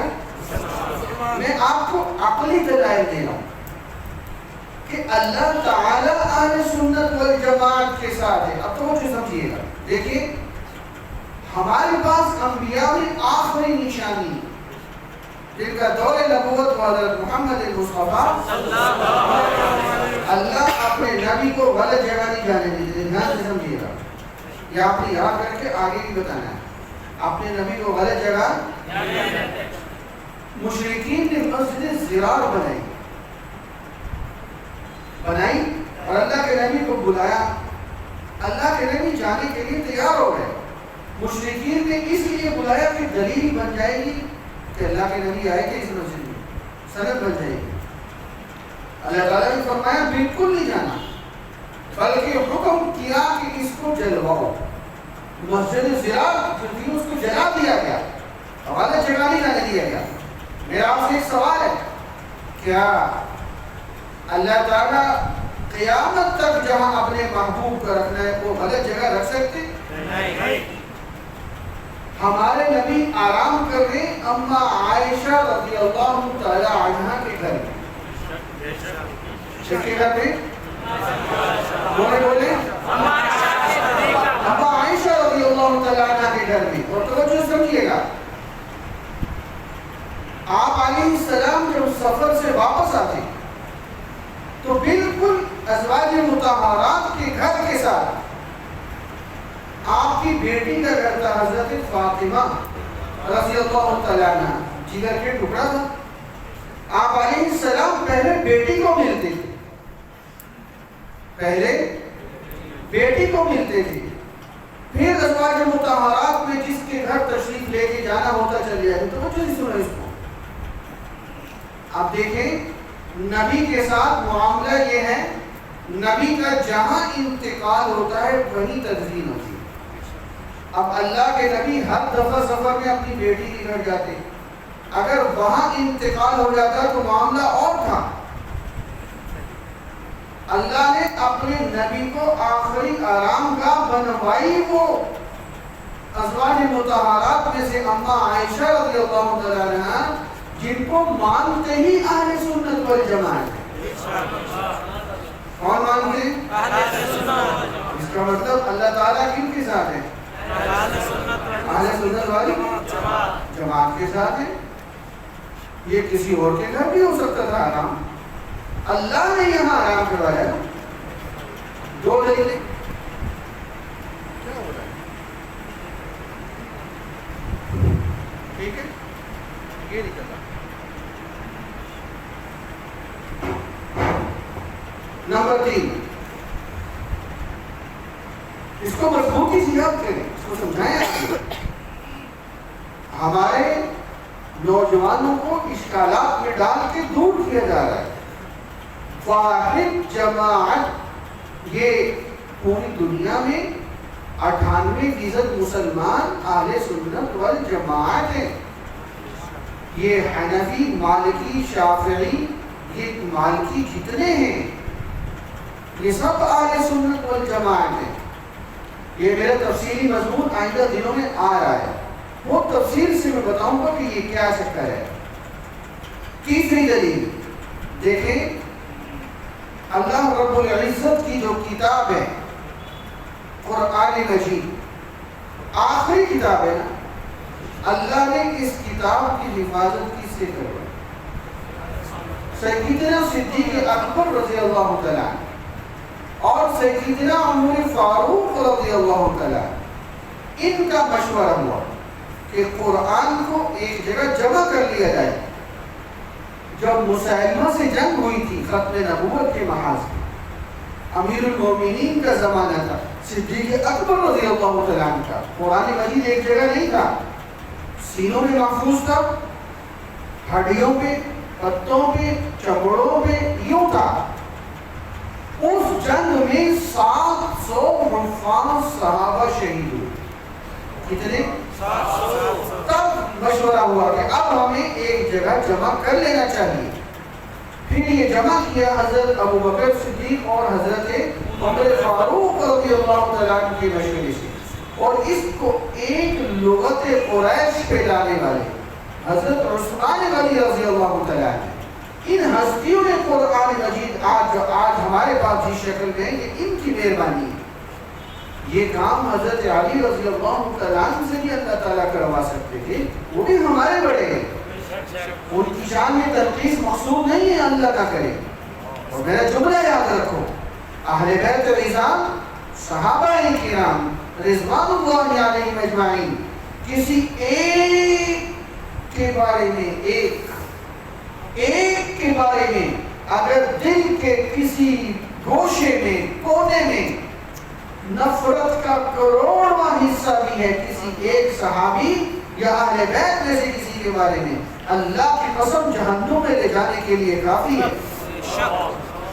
ہمارا اہل سنت والجماعت کا عقیدہ ہے، ہم 100% صحابہ کرام اور اہل بیت رضوان سے محبت رکھتے ہیں۔ اس پہ کچھ اشکالات ساتھیوں کے، اور یہ مضمون آنے والا ہے آئندہ دنوں میں تفصیل سے عرض کروں گا۔ اس پہ 3 دلیلیں، اللہ نے یہ کام کروایا ان سے جن کو اہل سنت والجماعت مانتے ہیں۔ اور چوتھی بات، میرے نبی کے روضہ اطہر میں، گنبد خضرا میں میرے نبی کے پہرے دار بن کے دائیں بائیں کون سو رہے ہیں؟ حضرت ابو بکر اور بولو حضرت عمر رضی اللہ تعالیٰ۔ یہاں حضرت حسن اور حضرت حسین رضوان اللہ علیہم اجمعین، جنت کے نوجوانوں کے سردار بھی آرام کر سکتے تھے، اللہ جس کو چاہے آرام کرواتے۔ اللہ نے آرام ان کو کروایا جن کو کون مانتے ہیں؟ اہل سنت والجماعت۔ تو پتہ چلا اللہ تعالیٰ کن کے ساتھ ہے؟ اہل سنت والجماعت کے ساتھ ہیں۔ یاد رکھو، زندگی کے ہر موڑ پہ 73 فرقوں میں سے حق والے کے ساتھ رہنا ہے۔ اہل سنت والجماعت کا لفظ ذہنوں میں رکھو، جو میرے نبی اور میرے صحابہ کے طریقے پر ہے۔ اللہ ہمیں ساری زندگی اس پہ چلنے کی توفیق عطا۔ میں نے 4 دلائل دیے، ذہنوں میں مستحضر کریں اور آپ بتایا کریں اپنے ساتھیوں کو۔ نمبر 1، قبلے 2، دونوں کو شان بخشی اللہ نے حضرت عمر سے رضی اللہ تعالیٰ عنہ۔ حضرت عمر وہ جن کو مانتے ہیں اہل سنت والجماعت ہے۔ نمبر 2، قرآن مجید آخری کتاب، اللہ نے حفاظت کروائی ابو بکر عمر حضرت عثمان غنی رضوان اللہ علیہ اجمعین سے، جن کو مانتے اہل سنت والجماعت ہیں۔ نمبر 3، اللہ نے اپنے نبی کی آخری آرام گاہ وہاں بنائی اما عائشہ کے گھر کو، جن کو مانتے ہی اہل سنت والجماعت ہیں۔ اور دنیا میں بہت سارے لوگ جو نہیں مانتے، مجھے ان سے غرض نہیں، میں اہل سنت والجماعت کا تذکرہ کر رہا ہوں کہ اما عائشہ کو اما مانتے ہی اہل سنت والجماعت ہیں۔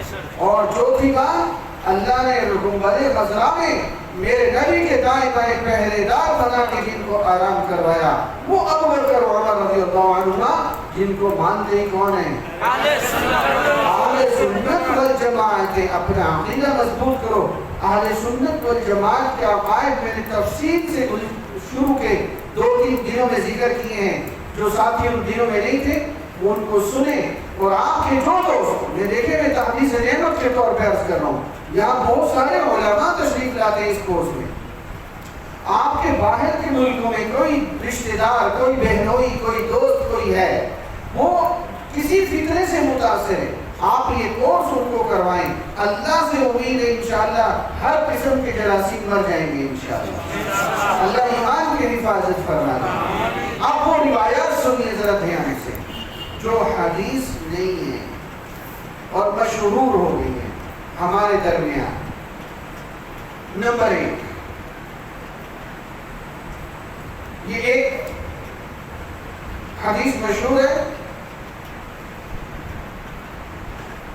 کہ اللہ تعالیٰ فرماتے ہیں میں ایک مخفی خزانہ تھا، کنت کنزا مخفیہ، بس جب میں نے چاہا کہ میں اپنا تعارف کروں، فخلقت خلقا، پھر میں نے مخلوق کو پیدا کر دیا تاکہ میرا تعارف ہو۔ یہ روایت علماء میں گھومتی ہے، عام عوام کے اندر نہیں گھومتی۔ ایک اور روایت ہے کہ اللہ تبارک و تعالی زمین اور آسمان کی وسعتوں میں نہیں، مومن کے دل میں رہتے ہیں۔ یہ حدیث نہیں ہے، یہ ایسی مشہور ہو گئی ہے۔ ایک اور روایت، اللہ اپنے بندوں سے ماں سے 70 گنا زیادہ محبت کرتے ہیں، یہ حدیث نہیں ہے۔ یہ ہمارے ہاں اب بہت لوگ آپس میں اس کا تکرار کرتے ہیں، یہ حدیث نہیں ہے، یاد رکھو یہ غلط مشہور ہو چکا ہے۔ ایک حدیث جو ہمارے ہاں میرے بعض بھائی نقل کرتے ہیں، ایک تیری چاہت ہے ایک میری چاہت ہے، نقل ہوتی ہے۔ اللہ تعالیٰ فرماتے ہیں اگر تم میری چاہت پہ چلے گا تو میں تیری ہر چاہت کو پورا کر دوں گا، ورنہ تجھے تیری چاہت میں تھکا دوں گا۔ یہ حدیث نہیں ہے، یہ غلط مشہور ہو گیا، یاد رکھیں یہ حدیث نہیں۔ جتنے انبیاء آئے اللہ نے سب کو 40 سال کی عمر میں نبوت دی ہے، یہ حدیث نہیں ہے، یہ غلط بات ہے جو کسی نے مشہور کر دی ہے، اس کا حدیث سے کوئی تعلق نہیں ہے۔ بعض لوگ اس کو بطور حدیث کے ذکر کرتے ہیں کہ جناب اگر اپنے بیٹے، اپنی ہونے والے بیٹے کا نام محمد نیت کر لو اللہ اولاد نرینہ دیں گے، اس کو بطور حدیث کے ذکر کیا جاتا ہے۔ یاد رکھو یہ حدیث نہیں ہے۔ ہاں یہ اللہ والوں کا تجربے کا حصہ ہے، ٹھیک ہے، حدیث سمجھ کے عمل نہ کیا جائے، اللہ والوں کا عمل سمجھ کے کیا جائے، حدیث نہیں ہے۔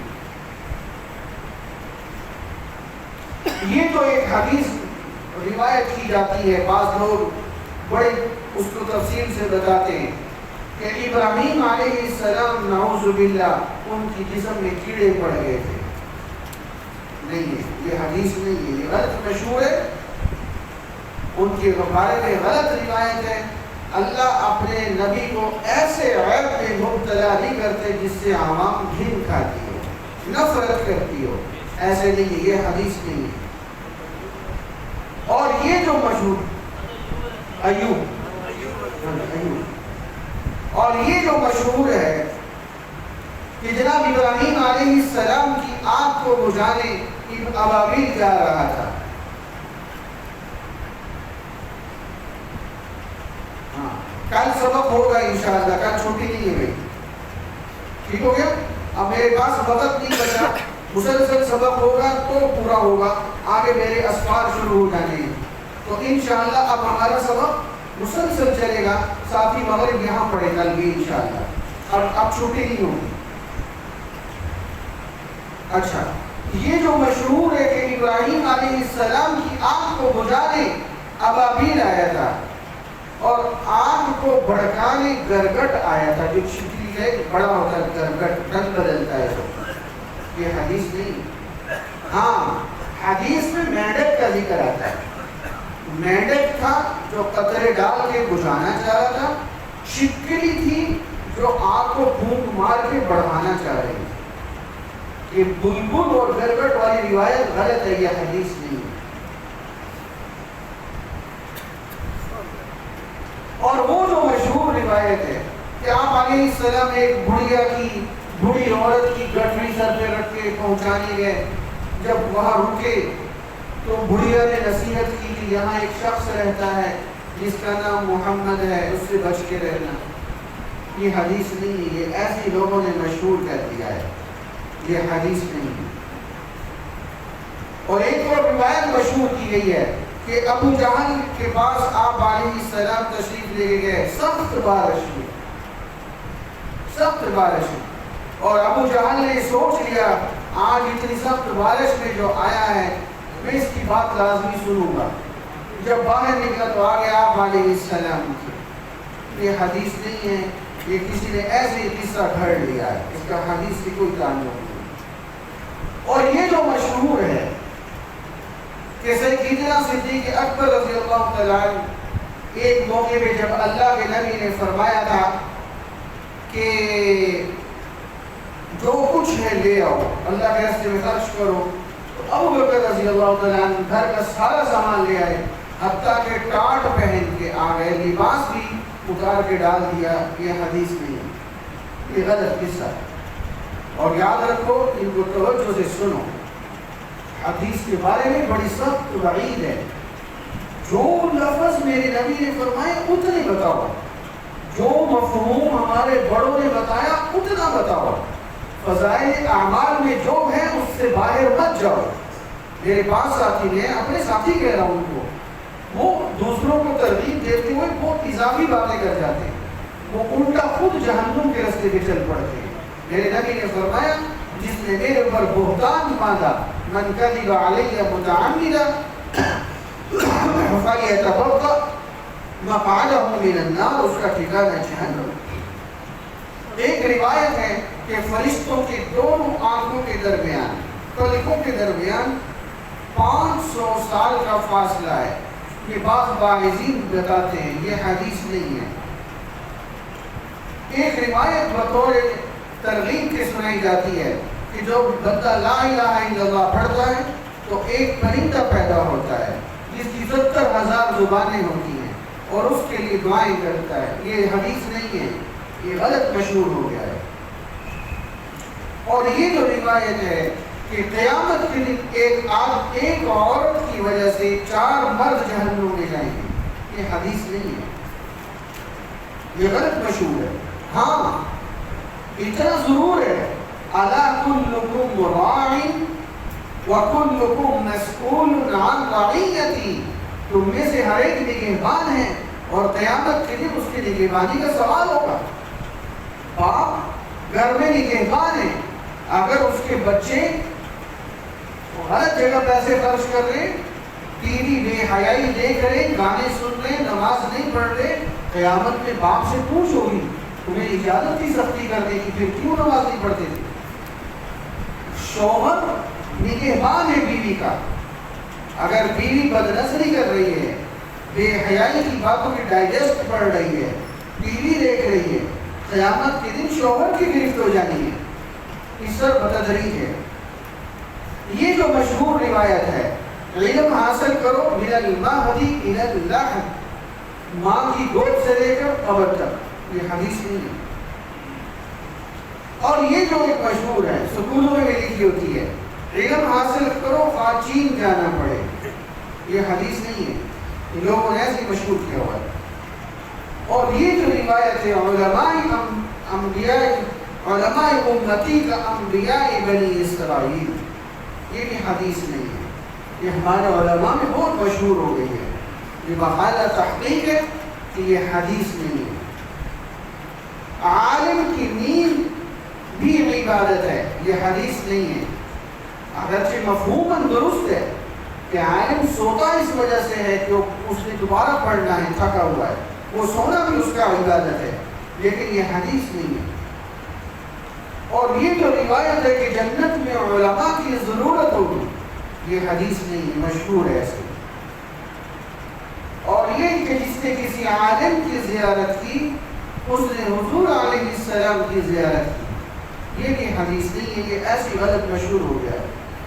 اور یہ جو مشہور روایت ہے الناس كلهم هالكون الا العالمون، کہ سب ہلاک ہونے والے ہیں سوائے علماء کے، اور علماء ہلاک ہونے والے ہیں سوائے مخلصین کے، یہ ایک لمبی روایت ہے، یہ حدیث نہیں ہے، یہ ایسے کسی کا مقولہ ہے جو لوگوں میں مشہور ہو گیا ہے۔ اور یہ کہ جہاں دین کی محنت ہو 40 دن تک اللہ وہاں عذاب اٹھا لیتے ہیں، یہ حدیث نہیں ہے، یہ غلط مشہور ہو گیا ہے۔ اور یہ کہ حضرت بلال حبشی رضی اللہ تعالیٰ اشہد کو بجائے اشہد شین کی بجائے سین پڑھتے تھے، یہ غلط روایت ہے، اس میں حضرت بلال حبشی رضی اللہ تعالیٰ کی توہین ہے، یہ غلط مشہور ہے، اس طرح نہیں تھا۔ اور یہ روایت بھی غلط ہے کہ ایک دفعہ حضرت بلال حبشی سوتے رہ گئے تو سورج ہی نہیں نکلا، نہیں غلط ہے، یہ کوئی اس طرح کی حدیث نہیں ہے۔ اور اذان کے اندر وَالدَّرَجَةَ الرَّفِيعَةَ، اذان کی جب دعا پڑھی جاتی ہے وَالدَّرَجَةَ الرَّفِيعَةَ، یہ لفظ دعا کا حصہ نہیں ہے، یہ حدیث میں نہیں ہے، بعض لوگ اس کو بھی ساتھ پڑھتے ہیں، وہ غلط ہے۔ اور یہ کہ جناب مسجد میں جو باتیں کرے اس کی نیکیوں کو اس طرح جلتی ہیں جس طرح لکڑیاں آگ کو جلاتی ہیں، یہ حدیث نہیں ہے، یہ میں نے عقائد کے باب میں تفصیل سے بتایا تھا۔ اعمال اس وقت ختم ہوتے جب انسان مرتد ہو جائے، ورنہ نہیں ہوتا۔ تو یہ مسجد میں باتیں نہیں کرنی چاہیے، مسجد کا ادب ہے، لیکن یہ حدیث کے طور پہ نقل کرو، یہ اس طرح نہیں ہونا چاہیے۔ اور یہ کہ المؤمن فی المسجد کالسمک فی الماء، کہ مومن مسجد میں اس طرح ہوتا ہے جس طرح مچھلی پانی میں، نہیں یہ حدیث نہیں ہے، یہ کسی اللہ والے کا مقولہ ہو سکتا ہے۔ الصلاۃ معراج المؤمن، یہ اکثر مساجد کے اوپر لکھی ہوتی ہے، میں نے کئی جگہ مٹوائی ہے، بطور حدیث لکھا ہوتا ہے نماز مومن کی معراج ہے، یہ حدیث نہیں ہے، یہ غلط مشہور ہو گیا ہے، بہت احتیاط کریں اس میں۔ اور یہ کہ جو تحیۃ الوضو، وضو کے بعد 2 رکعت جس نے دعا نہ مانگی اس نے ظلم کیا، یہ حدیث نہیں ہے، یہ ایسے مشہور ہو گیا ہے۔ اور یہ کہ استخارہ کرنے والا کبھی نامراد نہ ہوگا، اور مشورہ کرنے والا کبھی پشیمان نہ ہوگا، یہ بھی حدیث نہیں ہے، ایسی مشہور ہے۔ اور یہ کہ جس گھر میں بے نمازی کی نظر پڑتی ہے، پردہ نہ ہو گھر کے دروازے پہ، بے نمازی کی باہر سے نظر پڑے تو اس گھر میں نحوست آتی ہے، یہ حدیث نہیں ہے۔ اور یہ کہ جس نے کسی مسلمان کو خوش کیا اس نے مجھے خوش کیا، اور جس نے مجھے خوش کیا اس نے اللہ کو خوش کیا، یہ بھی حدیث نہیں ہے۔ اور یہ بھی ایک مشہور روایت ہے جو میں آپ کو سنانے لگا ہوں کہ مسلمان کا جھوٹے میں شفا ہے، سور المؤمن شفا، یہ حدیث نہیں ہے، لیکن اس میں مسلمان کے ساتھ نفرت کا معاملہ بھی نہیں ہے۔ آپ ہندو کو پانی جس گلاس میں پلائیں اس میں خود نہیں پی سکتے، مسلمان تو مسلمان ہے، مسلمان تو باعث برکت ہے۔ یہ موضوع آئے گا، ہندو کے ساتھ گنجائش ہے، قادیانی کے ساتھ نہیں ہے، یہ کل مجھے دفتر میں ایک مسئلہ لے کے آئی تھی. اور یہ کہ ناخن کاٹنا ہو تو شہادت کی انگلی سے شروع کرو، چھوٹی انگلی کی طرف آؤ. یہ حدیث نہیں ہے. الدنیا مزرعۃ الآخرہ، یہ اکثر علماء خطبے میں پڑھتے ہیں. یہ حدیث نہیں ہے. دنیا آخرت کی کھیتی ہے. مفہوم درست ہے، حدیث نہیں ہے اس طرح. حدیث میں بیان کرنے میں احتیاط چاہیے. الدنیا جیفہ وقلابها کالکلاب، کہ دنیا ایک مردار ہے اور اس کے طلب کرنے والے کتے ہیں. یہ حدیث نہیں ہے. پتہ نہیں کس نے مشہور کیا.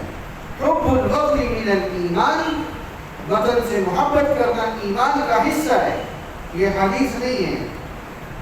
اتقوا مواضع التهم، تہمت کی جگہوں سے بچو. جہاں پہ تہمت لگنے کا اندیشہ ہو، غلط لوگ بیٹھے ہوں، وہاں مت جاؤ. یہ حدیث نہیں ہے.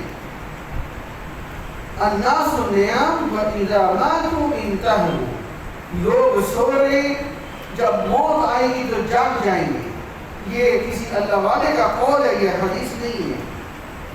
موتوا قبل ان تموتوا، یہ بطور حدیث پڑھا جاتا ہے. یہ حدیث نہیں ہے، یاد رکھیں کہ مر جاؤ مرنے سے پہلے، یعنی مرنے سے پہلے موت کی تیاری کر لو. یہ حدیث نہیں ہے. مفہوم صحیح ہے. الفقر فخری، فقر میرا فخر ہے. غربت، یہ اللہ کے نبی کے بارے میں مشہور ہے. یہ حدیث نہیں ہے. یہ نہ دیکھو کون کہہ رہا ہے، یہ دیکھو کیا کہہ رہا ہے. یہ بھی حدیث نہیں ہے. اور یہ جو مشہور ہے کہ 18,000 مخلوقات ہیں، 18,000، یہ غلط مشہور ہے. یہ صحیح نہیں ہے.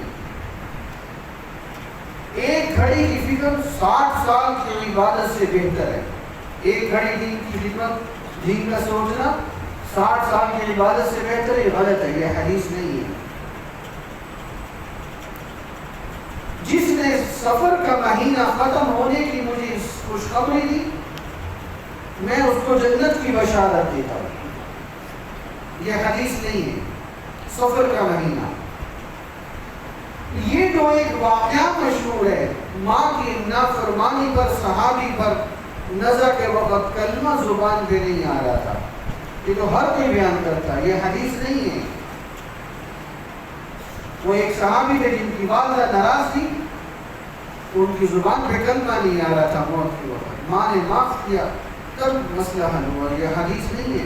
اگرچہ ماں کے ساتھ 100% نیکی کا برتاؤ کرنا چاہیے.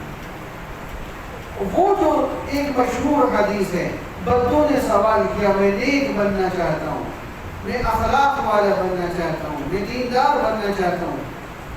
20-22 سوالات کیے تھے. وہ حدیث نہیں ہے، وہ ایسی مشہور ہے. اور یہ کہ جناب جو جمعے کے دن جو حج کرے، حج کا دن یوم عرفہ اگر جمعے کا دن بن جائے تو وہ حج اکبر ہے. یہ حدیث نہیں ہے. اور یہ جو آپ علیہ السلام کے بارے میں مشہور ہے کہ میں نماز پڑھ رہا ہوتا اور فاتحہ پڑھ چکا ہوتا اور میری ماں آواز دیتی، میں نماز توڑ کے پہنچتا. یہ حدیث نہیں ہے. اور یہ جو مشہور ہے کہ حضور صلی اللہ علیہ وسلم کے بچپن میں حضرت آمنہ تشریف لائیں، آپ کے نور سے انہوں نے سوئی ڈھونڈ لی. آپ کی وجہ سے اتنا نور تھا کہ سوئی ڈھونڈی. یہ کسی حدیث کی کتاب میں نہیں ہے. یہ ایسی بعض واعظوں نے مشہور کر دیا. اور یہ کہ جو نماز تراویح پڑھتا ہے تو 1500 نیکیاں ہر رکعت پہ ملتی ہیں. یہ کسی حدیث میں نہیں ہے. اور یہ کہ اللہ کے نبی نے فرمایا ہے تو نصف دین عائشہ سے حاصل کرو. یہ علیحدہ بات ہے کہ صحابہ کرام میں سب سے زیادہ جو دین کا علم ہے صحابیات میں وہ ام عائشہ رضی اللہ تعالیٰ عنہ. لیکن یہ حدیث نہیں ہے کہ نصف دین عائشہ سے حاصل کرو. اور وہ جو مشہور واقعہ ہے اکثر ذکر کیا جاتا ہے کہ بچے کے والد نے بچے نے بسم اللہ پڑھی تو والد کی بخشش ہو گئی. یہ حدیث نہیں ہے. بسم اللہ وعلی برکت اللہ، یہ اعلیٰ کا لفظ غلط ہے. یہ حدیث میں نہیں ہے. بسم اللہ و برکت اللہ، کی بعض کتابوں میں بھی غلط لکھا ہوا ہے۔ اور یہ جو مشہور ہے کہ ابراہیم علیہ السلام نے جب بیت اللہ کی تعمیر کی تو پھر آواز لگائی عالم ارواح سے، جس نے جتنی دفعہ لبیک کہا وہ اتنی دفعہ حج کرتا ہے۔ یہ غلط روایت ہے، یہ کہیں بھی نہیں ہے۔ اور یہ جو ایک روایت مشہور ہے یہ کہ قضائے عمری رمضان کے آخری جمعے پہ جو ایک نماز قضا کر لے تو 70 سال کی نمازیں جو قضائیں معاف ہو جاتی ہیں، یہ جھوٹ ہے، یہ غلط روایت ہے۔ اور ہمارے ساتھ ہی رمضان کے آخری جمعے پہ یہ حدیث موبائلوں میں چلاتے ہیں، یاد رکھو جہنم کی وعید ہے۔ آپ جب موبائل پہ حدیث نقل کرو پہلے علماء سے پوچھو، جواب کہتے ہیں حدیث کی ہے، یہ ایک مستقل فتنہ ہے۔ اور یہ بھی غلط روایت ہے کہ حضرت بلال جب شام سے آئے تو حضرت حسنین کریمین حسن حسین رضوان اللہ علیہ اجمعین سے لوگوں نے کہا بلال حبشی سے کہو اذان کو دے، تو سارا مدینہ منورہ رونے لگ گیا۔ یہ کوئی روایت نہیں ہے، یہ ایسے ہی مشہور ہو گیا ہے۔ اور یہ کہ اللہ فرماتے ہیں ان دلوں میں رہتا ہوں جو دل ٹوٹے ہوئے ہوں، یہ حدیث نہیں ہے، ایسے ہی مشہور ہے۔ اور یہ کہ غیبت بندوں کی نیکیوں کو جلا دیتی ہے، یہ حدیث نہیں ہے۔ صبر جنت کے خزانوں میں سے ایک خزانہ ہے، حدیث نہیں ہے۔ سفر میں آدمی کے اخلاق کا پتہ چلتا ہے سفر کے دوران، یہ حدیث نہیں ہے۔ خندہ پیشانی سے ملنا مہمان نوازی سے بہتر ہے، یہ حدیث نہیں ہے۔ عافیت گوشہ نشینی میں ہے، حدیث نہیں ہے۔ باپ کی فرما برداری اور ماں کی خیر خواہی یہ اس کا زیادہ حق ہے، حدیث نہیں ہے۔ اور یہ روایت بھی مشہور ہے کہ انار کے دانوں میں ایک دانہ جنت کا ہوتا ہے، یہ حدیث نہیں ہے، ایسے مشہور ہو گیا۔ قیامت کے دن انگلیوں کے نام پوچھی جائیں گے، یہ موبائل پہ حدیث چلی تھی، انگلیوں کے نام یاد کرو، خنصر بنصر سبابہ، ورنہ قیامت میں پوچھا جائے گا۔ نہیں بھائی یہ حدیث نہیں ہے۔ نماز کے فرض یاد نہیں ہوتے، انگلیوں کے نام یاد کرنے۔ اتنے میٹھے نہ بنو کہ نگلے جاؤ، اتنے کڑوے نہ بنو کہ پھینک دیے جاؤ، یہ بھی حدیث نہیں ہے۔ الولد سر لابی، بیٹا باپ کا رازدار ہوتا ہے، حدیث نہیں ہے۔ انسانوں کی سیاست جانوروں کی سیاست سے زیادہ خطرناک ہے، حدیث نہیں ہے۔ اگر زبان کھولنا چاندی ہے تو خاموش رہنا سونا ہے، یہ حدیث نہیں ہے۔ حج کرنے سے پہلے شادی کرنا گناہ ہے، یہ حدیث نہیں ہے۔ حاجی کو جو چھوڑ دے جاتا ہے اللہ اس کی مغفرت کر دیتے ہیں، حدیث نہیں ہے۔ جو ہجری سال کا آخری دن اور پہلے دن کا روزہ رکھے، یعنی ذی الحجہ کا آخری دن محرم کا پہلے دن کا روزہ رکھے، 50 سال کے گناہ معاف، حدیث نہیں ہے، ایسی مشہور ہے۔ جو محرم کے پہلے 9 دن روزے رکھے گا تو جنت میں ایسا محل ملے گا جس میں گنبد ہوگا، یہ حدیث نہیں ہے۔ حضور صلی اللہ علیہ وسلم کا جو حسن تھا وہ عرش الہی سے سجایا گیا، یہ حدیث نہیں ہے۔ یہ بات اپنی جگہ ہے، میرا اور آپ کا ایمان ہے، ہمارے نبی کل کائنات میں سب سے زیادہ حسین ہے، کہو بے شک۔ اس کا پتہ یہ چلا، حدیث میں آتا ہے اللہ جمیل و یحب الجمال، اللہ خوبصورت ہے، خوبصورتی کو پسند کرتے ہیں۔ اس کا مطلب ہے کہ داڑھی میں خوبصورتی ہے۔ تو مجھے کس نے بتایا کہ بغیر داڑھی کے انسان خوبصورت لگتا ہے؟ حسن تو داڑھی میں، اللہ خوبصورتی کو پسند کرتے ہیں، کہ اللہ نے اپنے محبوب کو خوبصورت نہیں بنایا؟ اچھا، یہ حدیث بھی نہیں ہے، یہ مشہور علماء میں کنت نبیا والآدم بین الماء والطین، میں اس وقت بھی نبی تھا کہ آدم علیہ السلام کا ابھی گارا بن رہا تھا، نہیں۔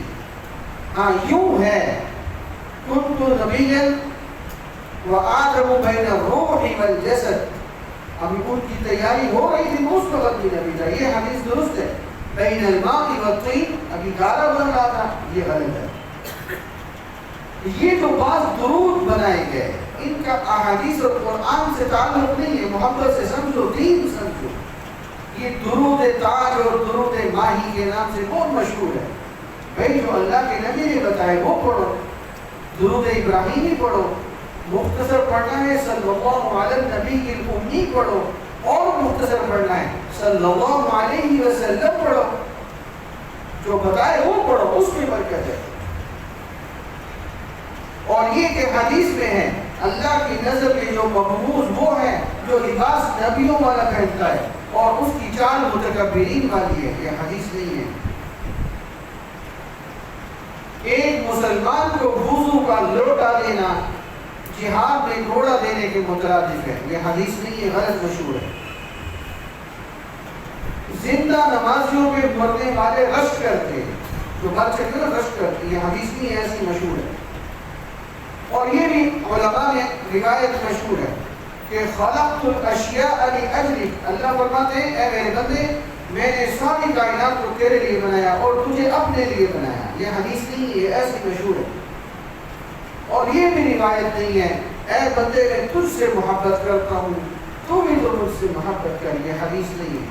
یہ میں نے طویل فہرست جو محدثین نے نقل کی، یہ میں نے باصند جگہوں سے، مستند جگہوں سے یہ روایات لے کے آیا ہوں کہ یہ احادیث نہیں ہے، ان سے بچیے۔ تو کل کا مضمون بہت زیادہ اہم ہے، اپنے ساتھیوں کو دعوت دیجیے، آپ کی دعوت کمزور ہو رہی ہے، اوروں کو دعوت دیجیے، سب دعوت کی کوشش کریں گے انشاءاللہ۔ اب دن تھوڑے رہ گئے، اور ماؤں بہنوں کی طرف داخلہ فارم آج پھر آئے ہوئے ہیں، ان کو پور کریں جنہوں نے ابھی تک پور نہیں کیا، اور ساتھی وضو فرما لیں، انشاءاللہ 5 منٹ کے بعد نماز کھڑی ہو جائے گی۔